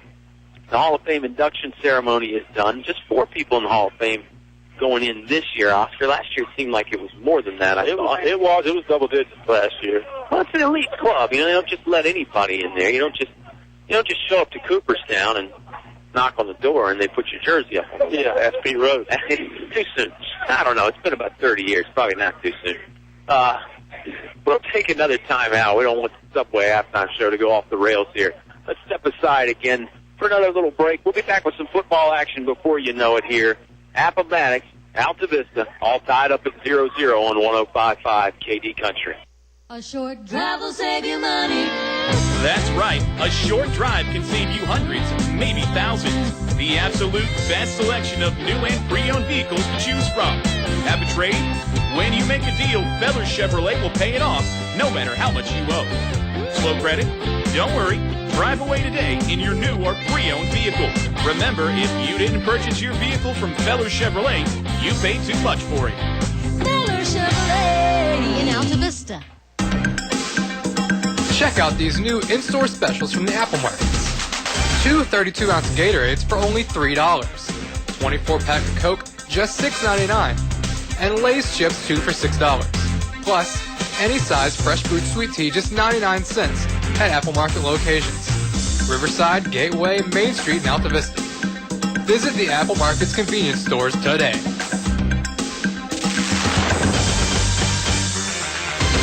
It's hot in here. When are you going to get that AC fixed? I wouldn't even know who to call. Call Select Air. Donnie does it right every time, and he's available 24 hours a day, 7 days a week, and there's never an overtime charge. Yeah, but we might have to get a brand new unit. Select Air does installations, and Donnie is going to give you a fair price every time. Should I call Select Air? No, you will call Select Air. Select Air, 841-1580. 841-1580. Online at selectair.webs.com. You're listening to award-winning coverage of the Altavista Colonels on 105.5 KD Country. Subway halftime show. We're having a lot of fun here, Oscar and I. We need somebody to come. We need an adjuster and an auditor to come quality control, rein in some of the fun times that we have. Sometimes it just gets to be too much fun. I think we're going to get it next week.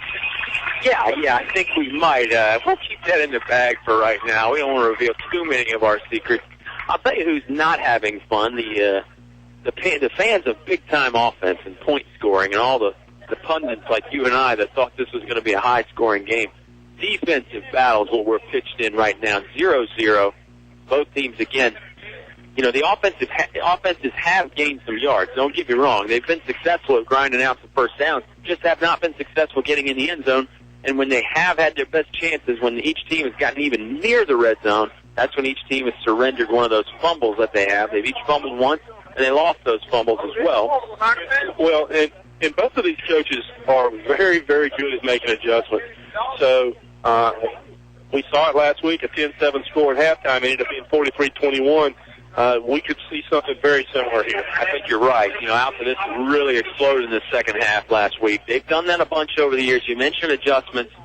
I dare say anybody is better than Coach Mike Sharness and his staff. And it's not, again, I mentioned the staff because it's not just Coach Sharness. He gets the input from those guys, coaches like Dave Close and Dave Mabry and Mike Revis, obviously. You know, they see things that sometimes Coach Sharness doesn't see. And they're a big part of those adjustments as well. Colonels do get the football at halftime, and that's big. Looks like Malback and Jones back deep to receive for the Colonels. Let's see. Some people have tried to kick it short, keep it away from those guys. Raiders will kick it deep.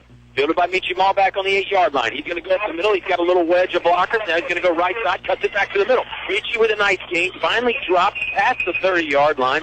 Good running there for Michi Malback, and he got going full speed that time. That's something that he wasn't doing on some of those kickoffs earlier in the year. Well, you're exactly right. That may be one of the best kickoff returns he's had of the year. Yeah, it really was. When Michi gets going full speed, to me, that's when he's at his most dangerous. I know he can do those sidestep and east to west stuff with the best of them, but boy, when he turns on those jets, he can really fly. He did that right there.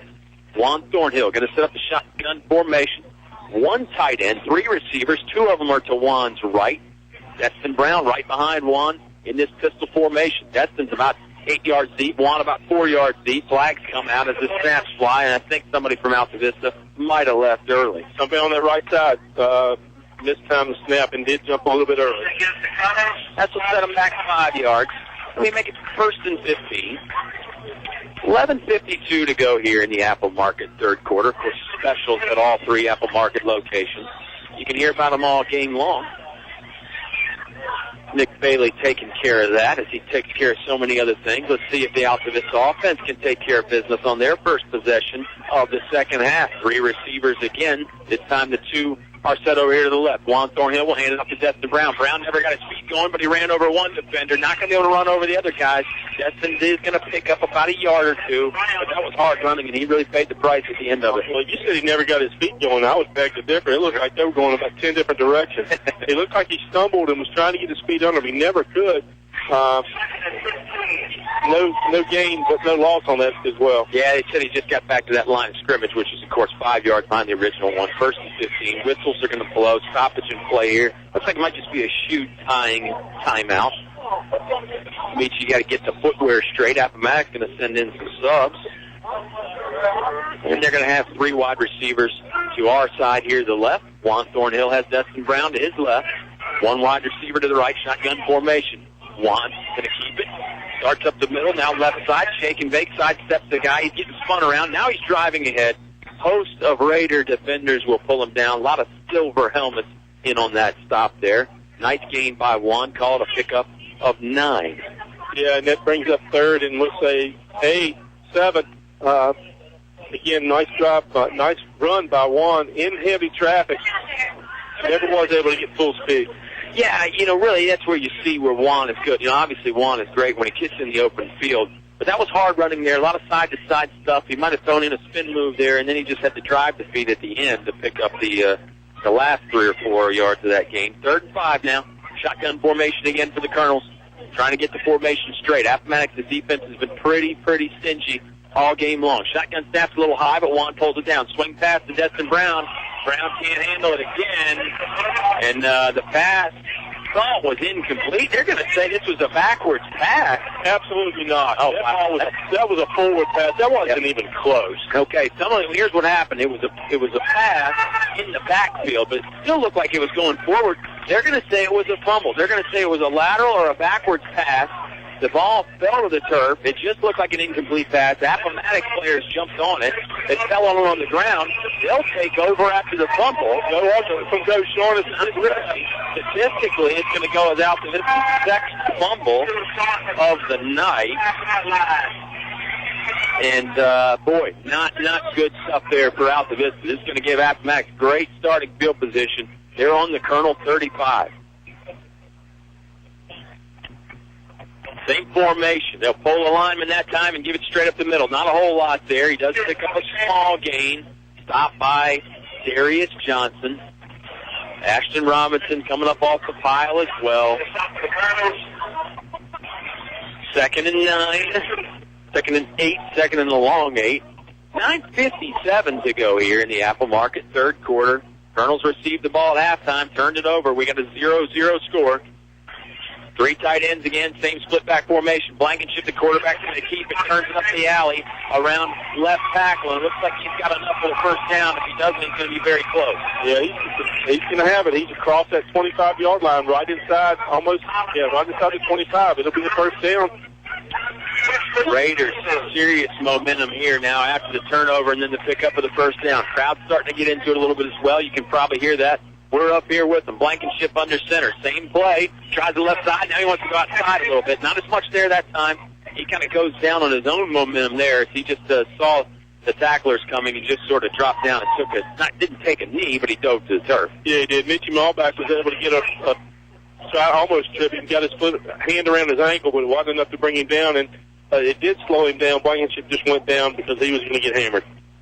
Just over 9 minutes to go here in the third quarter. Blankenship checks, make sure the backs are straight. Here comes the snap. He's going to keep it himself again. No option toss is a good one. He gets it to Cobbs. Cobbs is spun around the thigh pads there by Juan Thornhill. It was actually Tevin Morgan.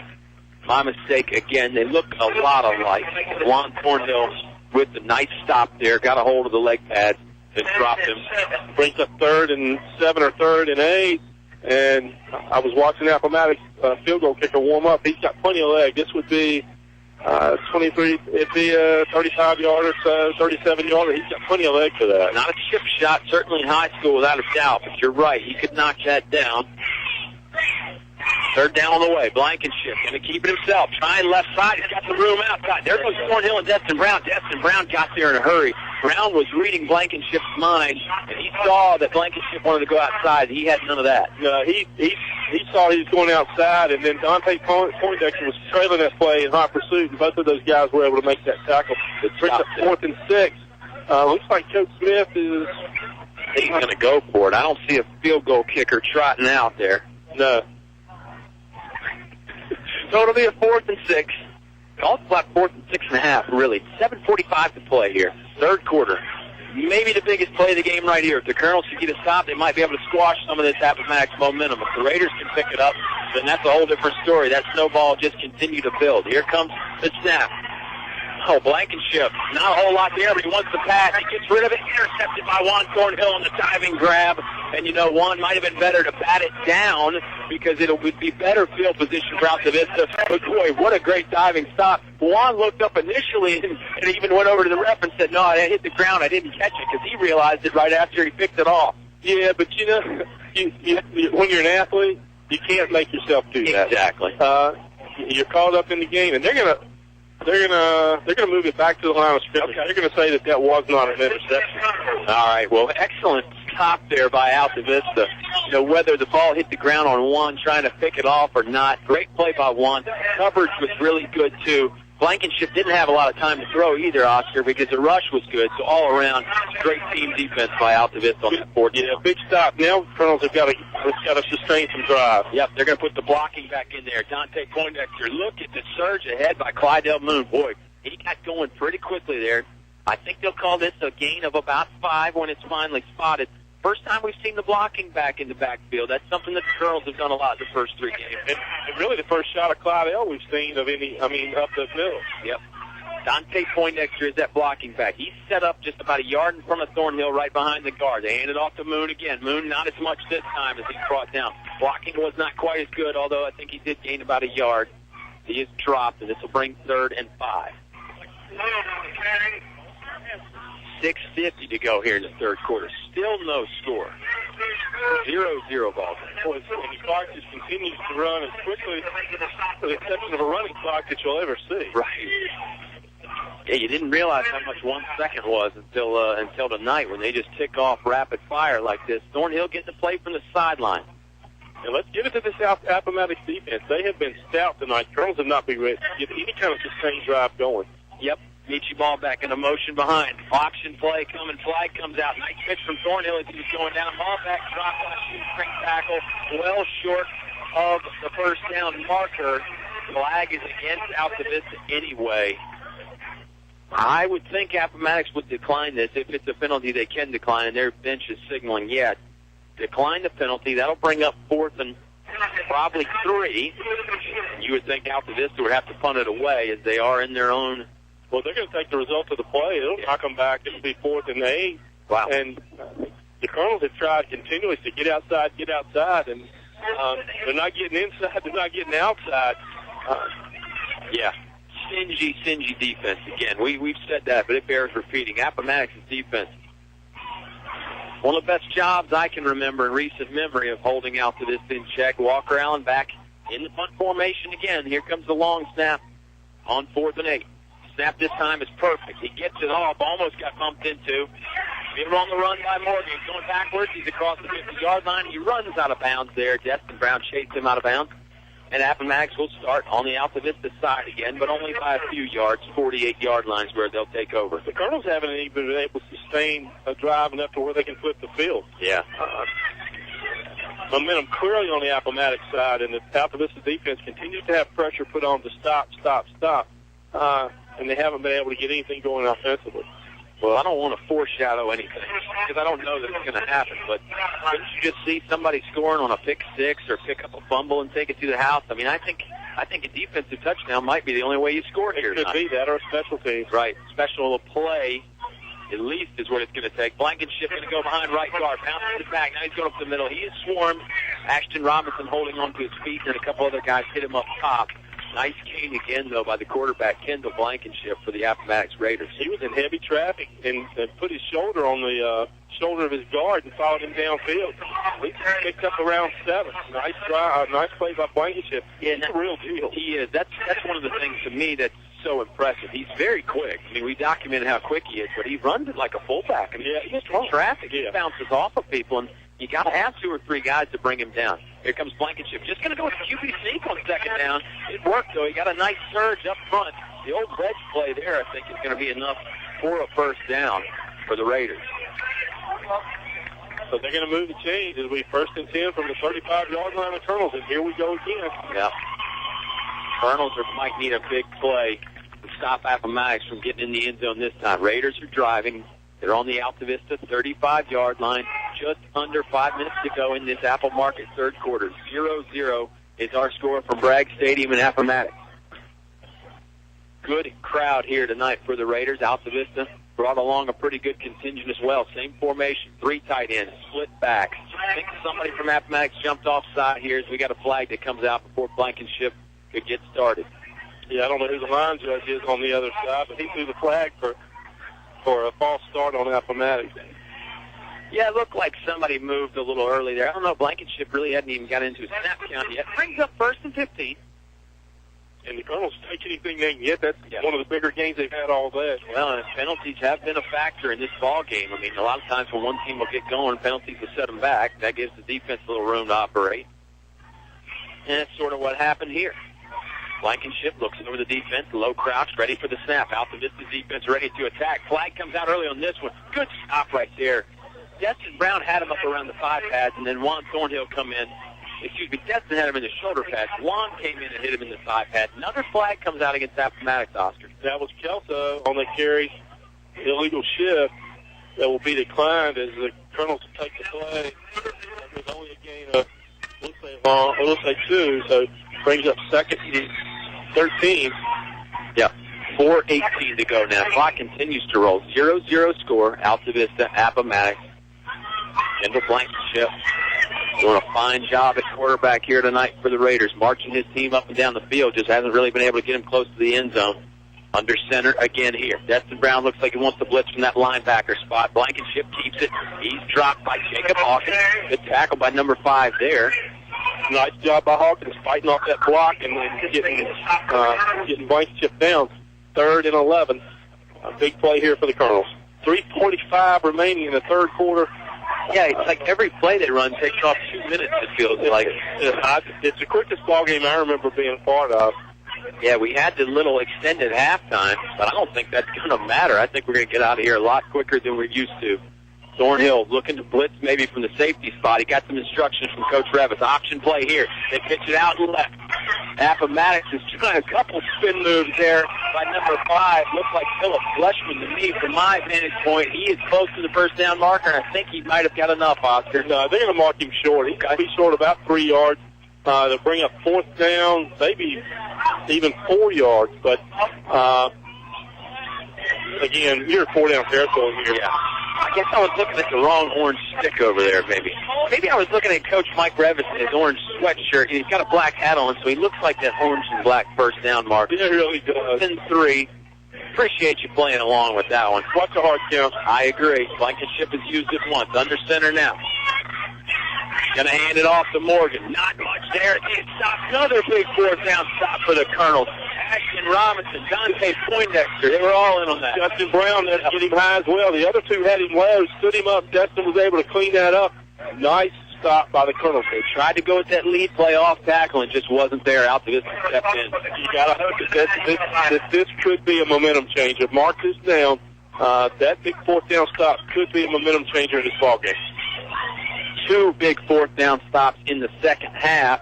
At least 3 or 4 in the game that Altavista has done a great job with. Thornhill wants to keep it. He had some room up the middle. Oh, boy, Juan was close to breaking that one. He'll just get a first down, about an 11-yard pickup. But that's as close as we've seen as Juan being able to break loose. You're right. He was a half a step away from being able to take that to the house.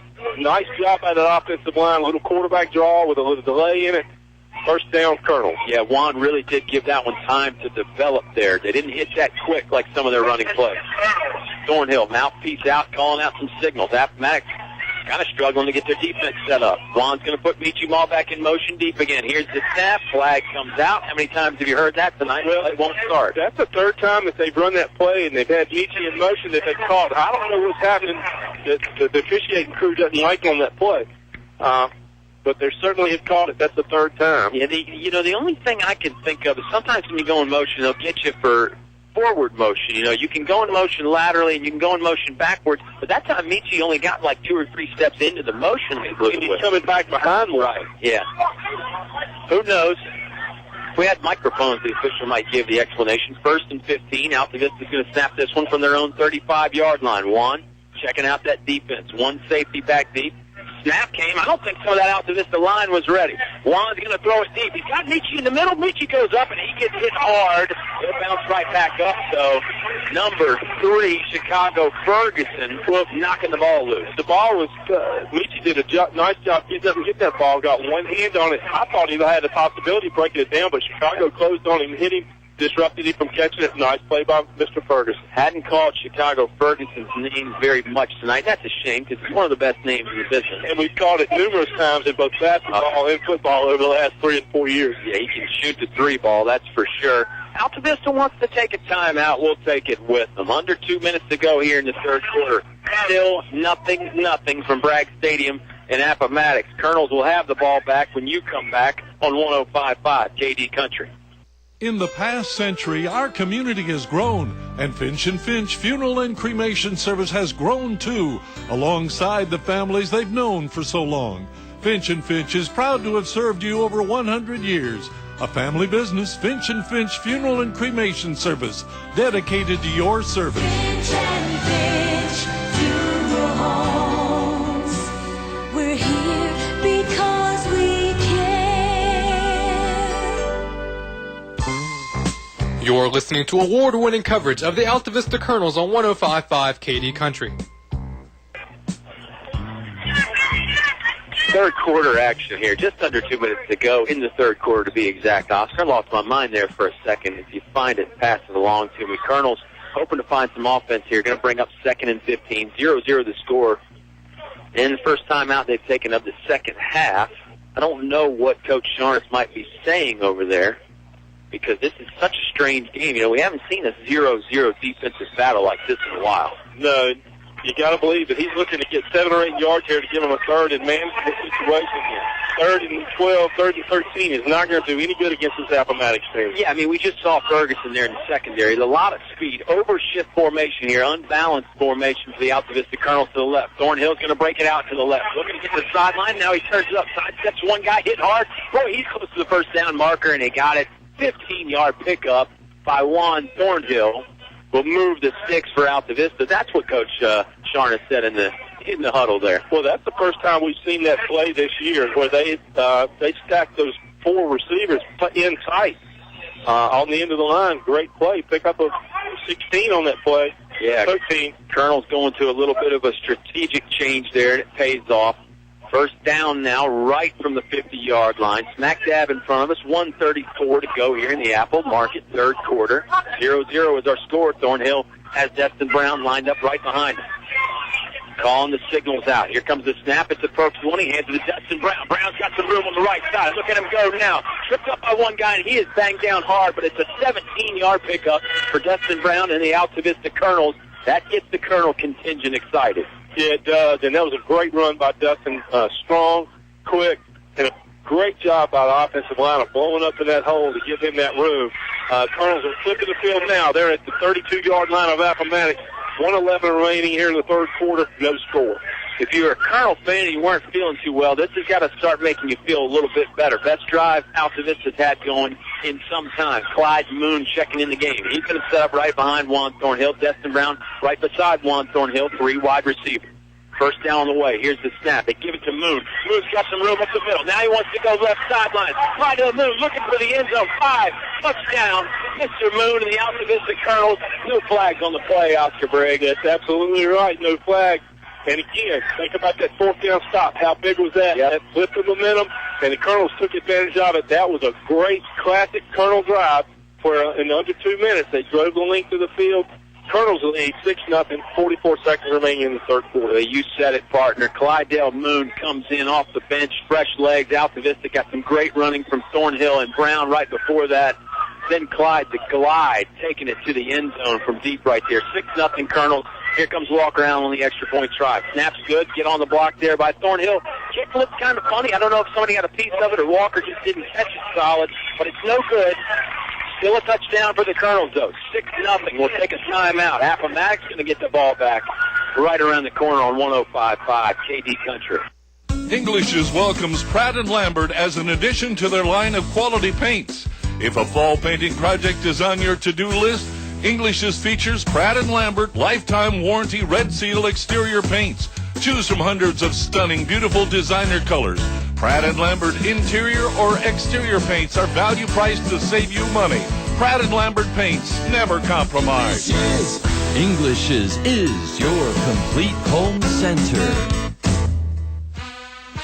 You're listening to award-winning coverage of the Altavista Colonels on 105.5 KD Country. 6-0. Colonels lead. 44 seconds to go in the Apple Market third quarter, Oscar. Great team drive right there. They get the team stop on the big fourth down defense, and then a bunch of guys carrying the ball down the field for the Colonels. Yeah, we saw Thornhill, we saw Moon, we saw Brown, and of course Moon with a big 30-yard touchdown, 22-yard touchdown play. Nice job there by the Colonels. The missed extra point. The snap wasn't the cleanest in the world, and I don't know if it looked like somebody might have even gotten a hand on it from Appomattox the way it was knuckled off. So you got to hope that in a ball game this close at an extra point, it doesn't end up coming back to haunt you. Yeah, low-scoring game. I mean, might only be one touchdown aside. I'm sure the Colonels would hope it's just one touchdown for them, none for Appomattox.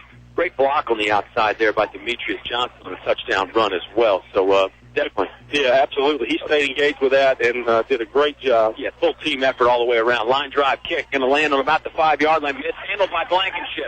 Blankenship's got to pick it up on the 1. This could be problems for Appomattox. Blankenship, he is stopped by a host of Colonels.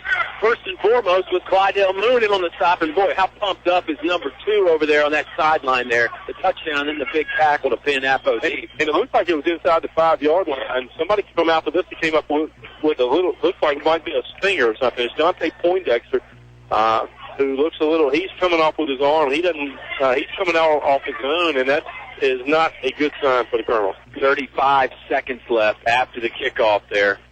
Colonels scored with about 44 seconds. Blankenship mishandled that kickoff, and not good starting field position for the Raiders. They're going to scrimmage from about their own 4-yard line. Look for the Altavista defensive line to really try and attack and get in the backfield here.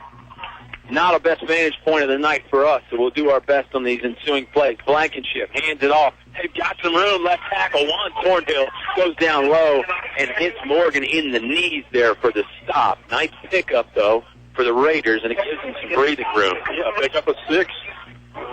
And 19, 18, 17 seconds remaining here in the third quarter. See if Appo ups to the line quickly. See if they're going to get another playoff before the end of the third quarter. Yeah, I think they want to run another play here before the end of the third quarter. 7 seconds now. Blankenship's got to snap it. He does. Going to keep it himself. Trying right side. He avoids Thornhill, and now he's got some room. Davy Jones is just going to have to try to run him down. Beat him all back in pursuit as well. They're not going to get there. 10-5 touchdown Appomattox to end the third quarter. Wow. Back and forth football. Here we go. Altavista scores. Appomattox answers, and they're going crazy on the Appomattox side for good reason. Well, literally, what a great play by Blankenship. Somebody had a chance to stop him in the backfield. He just shifted on them. They got nothing but air. Yeah, he was gone. He outran Davy Jones. He outran Michi Malback. Just got to see. Yeah, wheels for sure. He made one guy miss in the backfield, like Oscar said. Then he made Thornhill miss about 5 yards past the line of scrimmage. After that, it was off to the races, and no thoroughbred was around to catch Kendall Blankenship. Extra point try for Appo. Snaps a little high. They're going to have to get rid of it. No good. So we're stuck at 6-6. That is huge, because that is huge. Snap was high. Ball never got to the kicking block. They never even had a chance to kick it. We're tied at 6-6. Fourth quarter on the way when we come back on 105.5 KD Country. I'm Todd Hall, president of First National Bank. For over 100 years, we have proudly served our customers in Central Virginia, and we're excited about continuing to provide financial solutions into the future. At First National Bank, our focus is on you, the customer, and delivering a very high level of service is our top priority. In fact, our employees are empowered to make decisions that provide you an extraordinary customer experience. So stop in one of our 8 local branches and give us a try. First National Bank, member FDIC, equal housing lender. You're listening to award-winning coverage of the Altavista Colonels on 105.5 KD Country. 6-6, tied up, heading into the fourth quarter. It was 0-0 for most of the game, 0-0 at halftime. Now each team has scored touchdowns within a matter of moments. I think Moon scored with about 44 seconds left in the quarter. Mr. Briggs, Blankenship scores with 0 seconds left in the quarter on the 88-yard scamper. Yeah, nice run by Blankenship. Nice job by that offensive line, getting him a little bit of steam. Boy, oh boy, here we go. Well, it's a momentum game, right? I mean, it's a trampoline. You know, first you're down, then you're back up, and it happens very quickly there. Well, and we thought, you know, that maybe the momentum had shifted to the Colonels with that touchdown and then the muff. Yeah. Kickoff return handling by Blankenship deep in their own territory, but took them 2 plays, and they busted loose, gone. Now, maybe we're in for some bonus football. Who knows? Some free football. It's always free on 105.5. Thanks to our sponsors. Couldn't do it without them. Absolutely not. And Apple Market is a proud sponsor of this fourth quarter, and a proud sponsor of Colonel football. Here we go. Here's the kickoff from the Raiders to start the fourth quarter. They're going to kick it deep. Davy Jones going to have a chance to return it. Going to field on the bounce first, 9-yard line. Going to go back to the middle of the field. Spin move there. He is dropped. Nice tackle by, it looks like, Chicago Ferguson on the special team stop for the Raiders. Yes, it was, and that's going to be right at the 20-yard line. Colonels will start up, 11:55. 5-6-6, 11:55 again left here in the fourth quarter. We got a ball game. We have a great ball game. It's been a lot of fun, different kind of fun from last week. You know, last week it was big play, long play after long play. Tonight it's just been defensive battle, gang tackling, all sorts of fun stuff tonight, especially for the football purists in the audience. 6-6 now, Thornhill. He busted loose for a pretty decent run on the last Altavista drive. He's got 2 receivers each side. Low snap, scoops it up off the ground. Left side, charges over one guy. Had to go into a little high step. And he's brought down after a sizable gain. He picked up 7 or 8. A nice drive. Continues to drive his legs forward. Nice job by handling the ball. That was not the best snap in the world. Yeah, didn't have to quite go down to the low crouch like Jeter to pick it up, but definitely a nice job handling the low snap. And he's certainly not on the disabled list. No. Sorry, Bob. Oh, Thornhill getting the offense straight. Can't knock the Jeter, though. What a great player. 11:19 to go in the game. Chest high snap this time. Gives it to Brown, and Brown is dropped in the backfield. Number 17, Zach Hurd, in on the stop there. Great stop by Hurd. It was almost he almost overran that play, but pretty athletic to be able to stop Dustin. Brings up 3rd and 3, and with the momentum that we've seen with the Appomattox score, I think this is a big play for the Colonels. They need to get this first down and take some of the crowd out and get some of this Appomattox momentum back. Yeah, crowd stomping on the bleachers now, and a few guys on the sidelines imploring the crowd to get into it a little bit more. Nice advantage when you're playing at home. 10:45 to go. 3rd down on the way here for Altavista. Thornhill got some room up the middle. Shakes off one tackle. Can he shake off another? No, but I tell you, what a run by Juan Thornhill. Good hard running, dropping the knees, running through tackles. Yeah, the potential was there for him to stop on that play, but he drove through that. He was not to be denied on that first down. That was Juan Thornhill at its finest. Yeah, first down pickup right there. I said no when he finally got stopped because I thought Juan was going to break another one and go to the house. Well, I thought he was. He was one break away, and he's spun, and I thought he was going to get away, and he was going to the house on that. Fresh set of downs for the Altavista Colonels. 10:20 to go. Tie ball game here from Appomattox. Michi ball back in motion. They give it to him. Wide receiver sweep. Michi cuts it up, and he's doing some nice running here. Threw a shoulder pad into one guy there and delivered a shot of his own. Stopped after about a 6-yard gain. Nice run from Michi.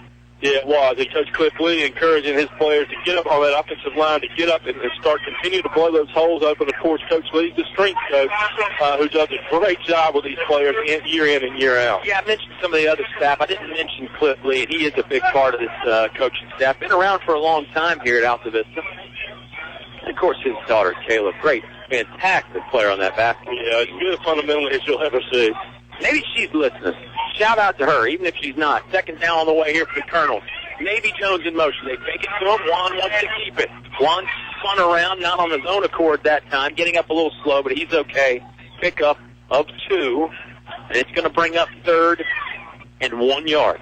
Yeah, it's really going to be closer to 2. The spot is a little bit different from what the yard marker is now. Yeah, it is kind of a long one. Juan going to get to play from the sideline. He'll pass it along to the rest of the team. Of course, there's some signals being sent over as well. 9 minutes to play in this ball game. 9 minutes to play in regulation, I should say. 6-6 is our score. Crowd is getting into it again here for the Raiders. Big 3rd down. See what the Colonels have in store. Snap to Thornhill. Thornhill going up the middle, right behind the center. He got enough for the first down.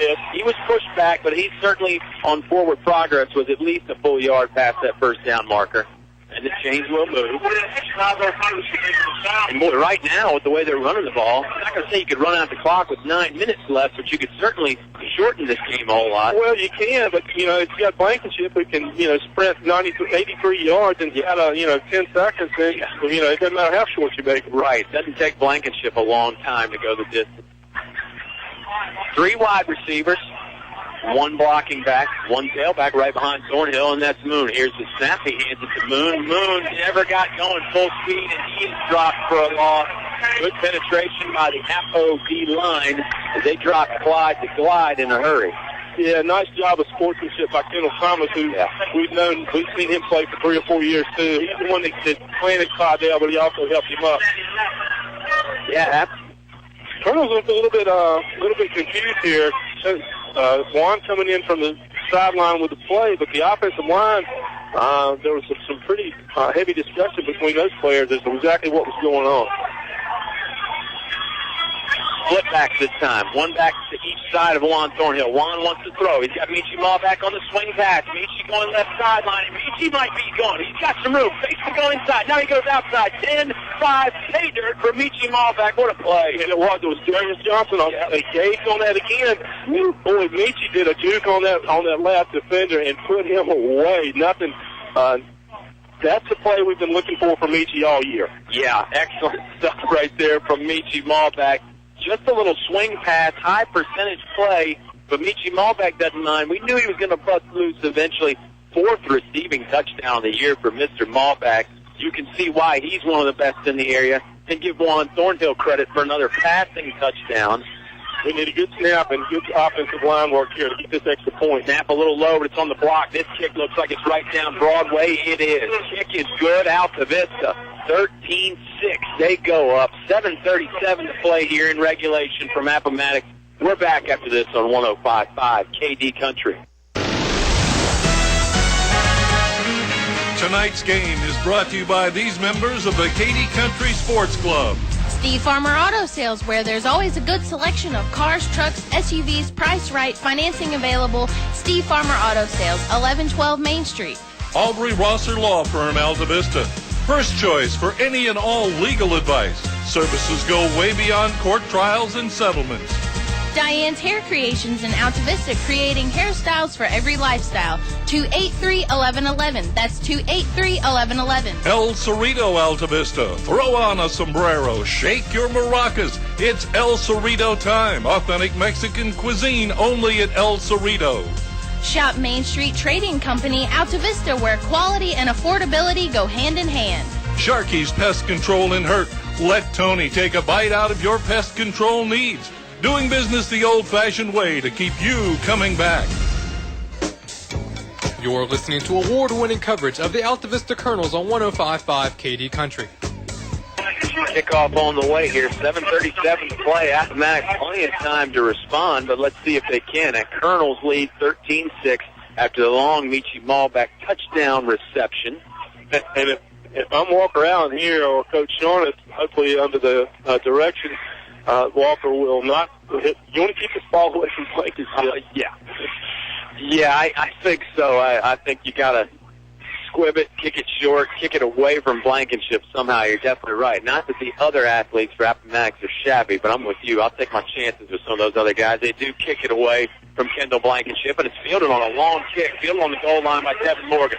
Morgan on the way with a full-headed seam. Great stop by Navy Jones. Went down to the shoestring tackle. And Moon in on as well.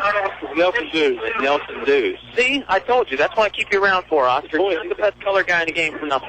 Well, I don't know about the best in the world, but anyway, maybe in the world. Certainly in Appomattox tonight. You telling him that? No, I think you're right about that. I think we have found it right there. You're right. Of all the color guys in Appomattox tonight, I'm one of them. You're one of them. That's right. Kendall Blankenship's one of the quarterbacks in Appomattox tonight. He's a darn good one. Here comes a handoff. Looks like he went to Morgan again. Morgan got some room up the middle. Somebody's going to have to stop him. Colonels finally do.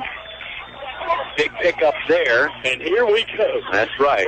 We knew that this was going to be a barn burner. The teams felt each other out. Now the offenses are starting to hit their stride. They're blowing people off the ball. This is the kind of ball game we expect. Yeah, I think you're right. We had about 30 minutes of defense, and now things have changed. Blankenship going to go left side. Now he'll cut it up behind that tackle. And up for the first down pickup. Not much more than that, though. And, you know, we were talking with Nick Bailey, our producer, during the timeout. He asked a valid question. Is it that the coaching staff has changed something up and they're trying different plays? Is it a scheme issue or the defense is starting to get tired? Probably a little bit of both. But, you know, with guys like Blankenship, Thornhill, and Malback, you're only going to be able to keep them in check so long, I think. Well, that's right. But, you know, you got to tip your hat again to the defenses. Both sides here.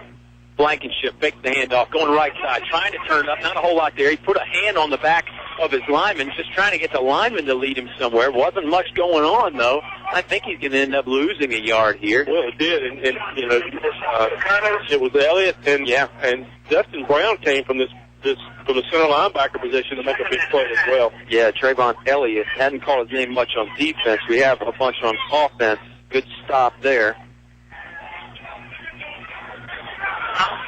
And Appomattox will not lose yards as they get back to the line of scrimmage. 2nd and 10 on the way, 6:06 to play, 13-6, Colonels lead. Blankenship handoff, flag comes out. I think this play is going to be blown dead. They actually let the play continue, and Cobb does pick up a first down, but this play's coming back. Yeah, it is. Cobb was in motion. Somebody from out there down was Juan Thornhill. Cobb was in motion. He flinched, tried to get back set, but nice job by the backfield referees, and they caught that, so they're going to mark that back off. Appomattox is going to have to go back, and it'll bring in 2nd and 15 after a nice running play there gets negated. 5:57, 5:56. The clock continues to wind. Time's getting short here. Yeah, and for a team that doesn't throw the ball a bunch like Appomattox, you really got to be careful of the time. Even though normally you say, hey, 5 minutes is a long time, but when you're primarily running the ball, it doesn't seem like a long time. One wing back this time. Blankenship going to go left side. He's got a lot of room. I couldn't even spit it out. He had so much room. Juan Thornhill closed down the gap very quickly, though, and Juan didn't make a textbook tackle, but it was enough to bring Blankenship down. No, and he actually almost eluded Juan. He cut back inside, and if Juan didn't make that tackle, that was going to be a 10, 15, 20-yard gain.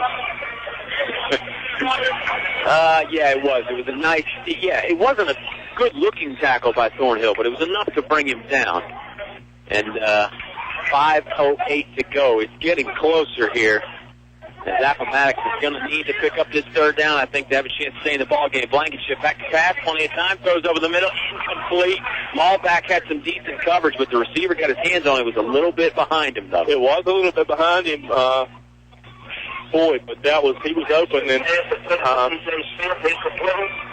4:57, 4th and 11, and the Appomattox Raiders are tidying up the punt team. Yeah. Now, we've seen some trick plays out of this group before, so Doug Smith is not afraid to pull a trick play, but I think in this situation you got to punt away. Well, you got a great athlete like Tevin Morgan back there. He's already rolling out to his right, so if he sees green, he could probably just take off. He's just going to kick this one away, though. Raiders are going to be content to play defense. Meet your Malback, going to let the ball bounce, and it takes a good Appomattox roll. So the field position is going to work out very beneficial for the Raiders. They'll down this on about the 18-yard line. That's where the Colonels will take over on their own 18-yard line. 4:46 to go.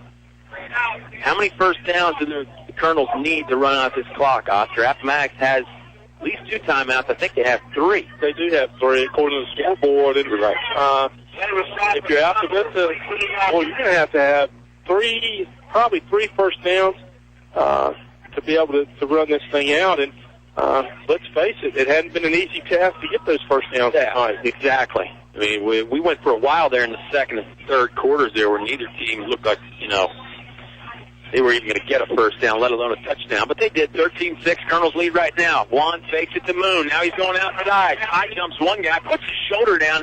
He got hit hard. He also did some hitting as well. It'll be a gain. Kendall Thomas on the stop. 4:30 to go now. Clock continues at 6 down. Appo not going to use those timeouts just yet. They call a 3-yard pickup for the Colonels. Yeah, and again, 4:21, 4:20, clock continues to run, and you'll start to see Altavista milk this play clock down. A little bit of a disadvantage. Where last week we had the 25-second play clock where the quarterback could see it. Yeah. Don't have that here at Appomattox. Yeah, that's a good point. Maybe you get used to that after a game. A little bit of a different formation. Tight end and a wing back for the Colonels. Thornhill's got Moon beside him. He went right. Now he cuts back.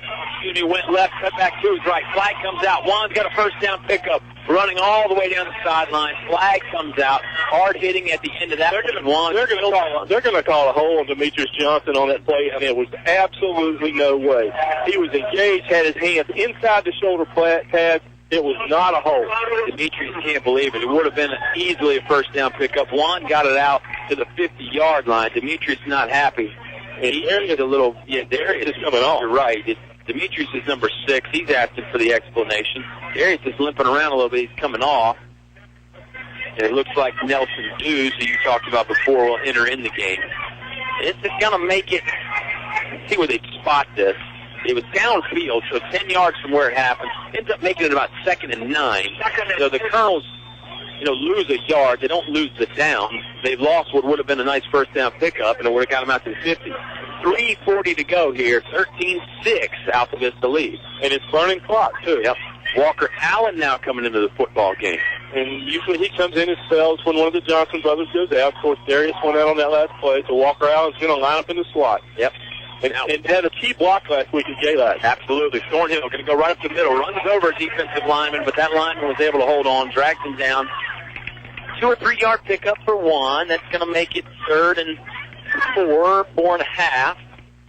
It'll be under 3 minutes when the ball gets snapped. And you're leading 13-6. You're kind of playing with house money. Coach Garnis is going to be pretty conservative right here. And really not, under 3 minutes now. He's going to milk this clock, and he's not going to take a chance putting the ball in the air. I think you're right. Probably doesn't even want to take a chance maybe running an option play or anything like that. Might just be a straight-ahead Juan Thornhill keeper. And, hey, Juan, if you can get the yards, do it. If you can't, then we'll punt it away and play defense. Coach Sharnis wants to talk it over there. Timeout, Altavista. It comes with 2:45 to go in the ball game. They lead 13-6. We're back in 30 seconds on 105.5 KD Country. Try a variety of lunch specials priced under $4 at El Cazador Restaurant. The people that brought the first Mexican food to the area 13 years ago and still going strong 7 days a week. Come by for Mexican or American food, all reasonably priced with drink specials and great service too. Voted best Mexican restaurant by you, their customers. El Cazador Mexican Restaurant, Main Street in Altavista. El Cazador Mexican Restaurant thanks you for your loyalty and your business.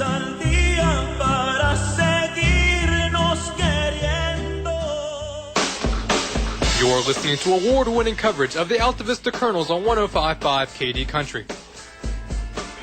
2:45 to go. Colonels lead 13-6 in this one, Oscar. And, boy, some things might sound cute on the radio, but this game has been the absolute opposite of cute. Hard-hitting stuff here tonight. Nothing finesse about these two ball clubs, huh? Absolutely not.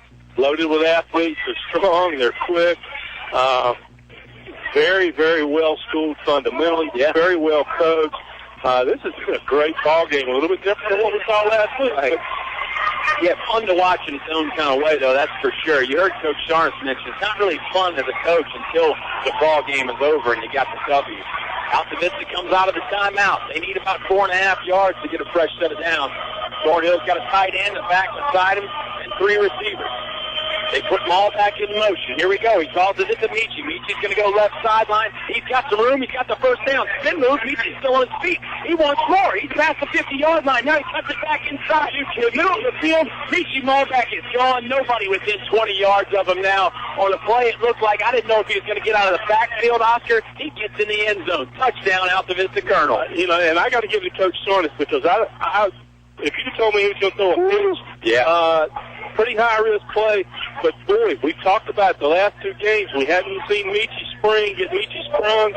Boy, oh, boy, wow. He turned on the burners on that. Wow, yeah. And I'll tell you, some of the Appomattox fans starting to early exit to the parking lot. I'm not sure it's there yet, but you got to feel dejected if you're a Raider fan after watching Michi Malbeck just go off. The passing touchdown, the receiving touchdown that he caught, and then the long touchdown run right there. Good Lord. And I'll give you credit, Kyle.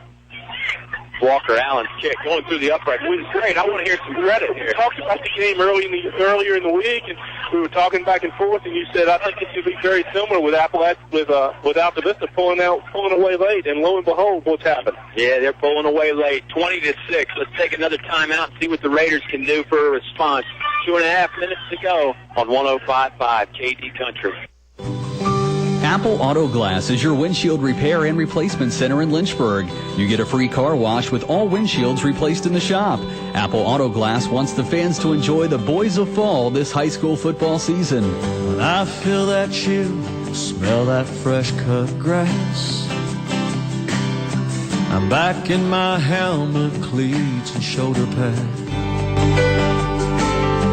Kings of the school, man, where the boys of fall. Apple Auto Glass salutes the boys of fall. You're listening to award-winning coverage of the Altavista Colonels on 105.5 KD Country. 20-6, Colonels lead. Michi Malbeck does more than just pick up the first down. He picks up the touchdown on another fantastic run. You get to see the athletes and the weapons that the Altavista Colonels have, Oscar. And Nick mentioned, hey, is it a tactical adjustment? Maybe it was. Maybe the adjustment is let's get Michi Malbeck the football more. I mean, that's not a bad game plan. No, we alluded to that last week. You need to get him those 8-10 touches. That's exactly what he's had tonight. He's had 8 to 10 touches, little pass out in the flat, a couple of carries. They put him in that motion play, and three times I know they called a motion penalty on that little play where he's in backfield in motion, but boy, you're right. They've got him the ball tonight. The playmakers have made the play. When Juan hadn't been able to break one, Destin hadn't been able to break one, up steps one of the other weapons. And they've got a bunch of them to choose from. And 20-6 is our score. Sometimes people like Bob Alvis make you laugh. Bob Alvis and Kenneth Hancock were big friends back in the day and still are. Kenneth Hancock left the building along with a bunch of these other Appomattox fans. But I'm with you, Oscar. When you got athletes like Appo does, I'm not leaving just yet. Nelson Dews tried for a diving tackle. Morgan's going up the middle. We got a possible kick run back going on here. Altavista is going to have to drag him down. Walker Allen's there. Thornhill's there. Oh, boy. That's why I said I wouldn't leave the building because things can turn around in a hurry. That is a 65-yard kickoff return for the Raiders, and they're back in business right away. Boy, and we saw the exact same thing with last year's game. Colonels went up big. Appomattox came storming back, and we've seen Kendall throw the ball. Blankenship can throw the ball, and they've got blazing speed.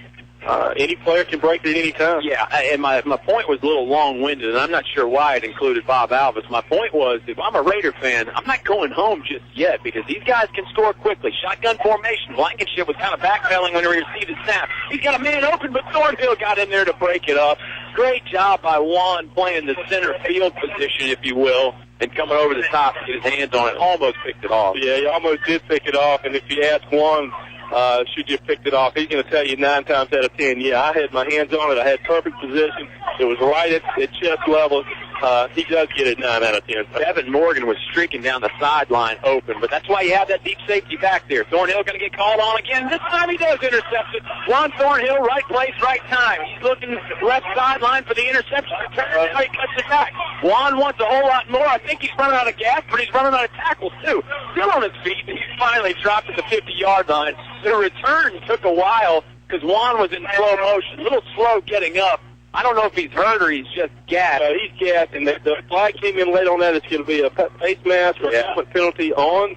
I think it's going to be on Appomattox, and that's exactly what they're going to call. It's going to be an illegal block on the Colonels, they say. Block in the back on the interception return. I'm with you. I thought the tackle was up around the helmet a little bit. But anyway, it's Altavista football, and now that might turn out the lights a little bit on the Appomattox Raiders. We still got a minute 38 to go, but Raiders would really need a quick stop and or a turnover to get back in this thing now. Juan Thornhill almost had the other pick right before that, and then the interception there. Just another Juan being Juan, I guess. Maybe that's a little cliche, but it is true in this case. That's exactly what it is. Time out on the field by the Altavista Colonels. Let's take 1-2. 20-6, minute and a half of football to go here from Appomattox on 105.5 KD Country.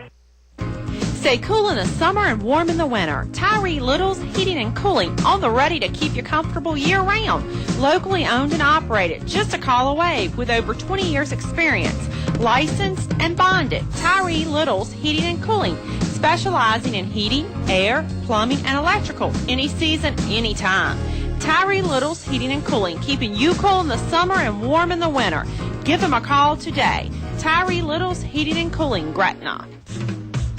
You're listening to award-winning coverage of the Altavista Colonels on 105.5 KD Country. 20-6, Altavista leads in what we knew was going to be a big-time ball game. Opening week of Dogwood District play. We got some more Dogwood District scores for you, Oscar. We'll hold those over to the Subway post-game show, which is surely going to be a good one. We'll be able to dissect this one for a while. And as those other scores come in, we'll have some more things to talk about. Of course, the game next week when the Hawks come into town, but we're not done with things just yet. We'll definitely get to talk some Hawks here, as they're locked in a tight one down there in Gretna tonight against Chatham. But we've, like I said, still business to attend to. Juan Thornhill's going to come out with full house backfield. 3 running backs right behind him. He'll go under center with 2 tight ends. 1st and 10.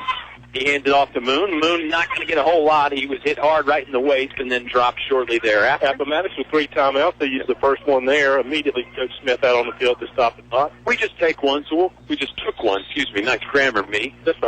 We just took one, so we'll keep it here for this one because Appomattox is going to take a series of these. It's a good Bedford County education. Well, I had to get out of there somehow. I mean, the price is right. The principal can't afford to keep you in school, I think, and just make him an offer he can't refuse. 20-6, the price has been right in the second half here for the Colonels. We talked about it. I mean, a lot like last week. Tight ball game in the first half. Yeah, 0-0. Altavista finally did get on the scoreboard there. Clydell Moon had the 23-yard touchdown run. That started things. Appomattox answered with the long Kendall Blankenship touchdown run. Then the Colonels have rattled off 2 unanswered touchdowns. Michi Malbeck providing both of them, first with a pass, and then the last one with a 3rd down run.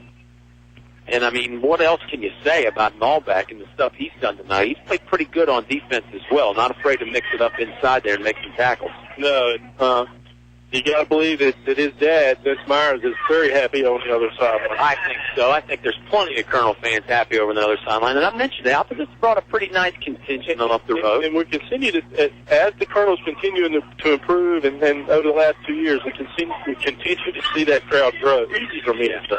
Well, sometimes you get choked up just thinking about this stuff. Juan turns around, hands it off to Destin Brown. Brown drives his way through the middle of the defense. Decent blocking there on the offensive line for Destin. He picks up 5. Appomattox going to burn another timeout. This time we'll take it with him. Colonels up 20-6. 1:28 to play here in the ball game on 105.5 KD Country. High school athletics builds character, teaches teamwork, and provides a solid foundation for life. PCM Industrial Services recognizes the importance of high school athletics by sponsoring this sports broadcast for your enjoyment. PCM Industrial Services encourages everyone to come on out and watch the game. It's a great time for the whole family. Cheer on the Colonels. PCM Industrial Services, the industrial maintenance and construction specialists, serving the Mid-Atlantic region with quality craftsmen since 1986. Good luck, Colonels. You're listening to award-winning coverage of the Altavista Colonels on 105.5 KD Country. 20-6, Altavista leads. It's been a big fourth quarter, big second half for the Colonels. Again, much like last week at Galax, maybe the Colonels are a second half team, Oscar. And I'll tell you, we've always said about Coach Sharnes' ball clubs at Altavista, they're never under conditioned. They're always in great shape. They've always got great fitness. And maybe that's one of the reasons why they pull away in the second half. Yeah, a little bit cooler tonight. We haven't seen the cramping situation with Juan, and it certainly hadn't been that there's been any less exertion. Yeah, good point. Moon going to go in motion on the full house backfield. Juan will keep himself after fake. Diving towards the first down marker. I think he's going to be a little shy of it, though.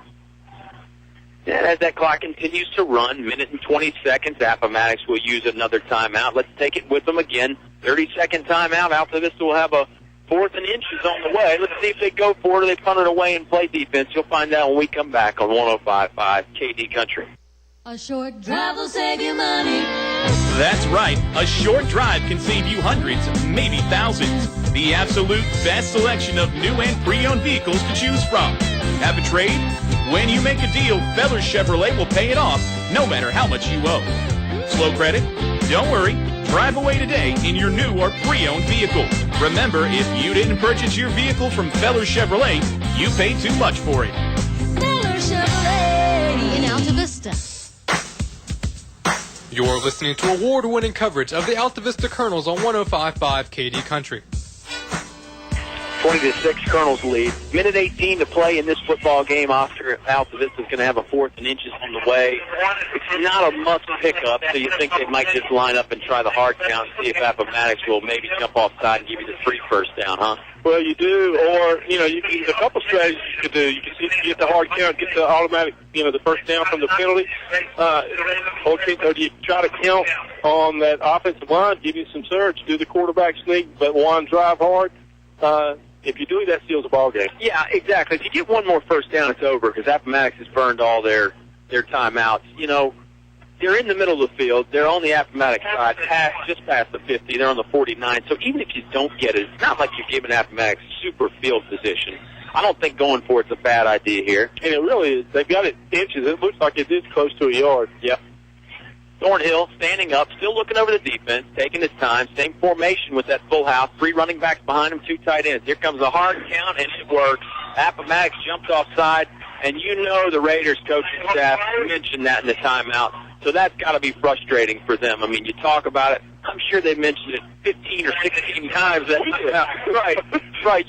They said, watch the hard count. But, hey, that's sports. Sometimes even when you know it's coming, it's hard to stop. Even if it's something simple as just a change in snap count, it's still hard to stop. And again, we know, we've said it time and time again, there's nobody better in the dogwood than Juan on that hard count. He takes a knee. I think he's proven that here tonight. The Colonels have proven that they are battle-tested, and they are hungry for more here. A very, very good win against a super Appomattox football team, a team that's really impressed you and I, Oscar. That'll bring up 2nd and 11 after the kneel down. Colonel's probably going to need to take maybe one more, and then they'll be done, and they'll be able to finally put the icing on this cake here. 52 seconds remaining here as Juan's going to kneel it down again. Yeah, it's incredible when we go on the road. We have fans that we see on the road. That's hard to believe. That you and I have fans. It is hard to believe that you have fans. Oh, you didn't want to include yourself in there. I like that. Colonels have a lot of fans over there on their sideline. And I'll tell you something else. I think when the Colonels go somewhere like they went to Galax last week or they went to Appomattox here, they gain a lot of respect from the opposing team's fans, too, because, those fans say, hey, man, these Colonels are for real. I mean, that hype was probably not unjustified. They're legit. Well, and I'm gonna make a quick point before the end of the game as the clock winds down. Both teams are coming off the field. How many personal foul penalties did the Colonels have in the second half? None. Had a few in the first half. Had a couple, but they had none in the second half. Yep. Played a very clean ball game as far as penalties in the second half. There was one little holding call down here that was questionable, but what a ball game. Great ball game. We'll get to talk about that and so much more on the Subway post-game show. It's the final here from Appomattox, 20-6. Altavista gets the W. Come on back for more here on 105.5 KD Country.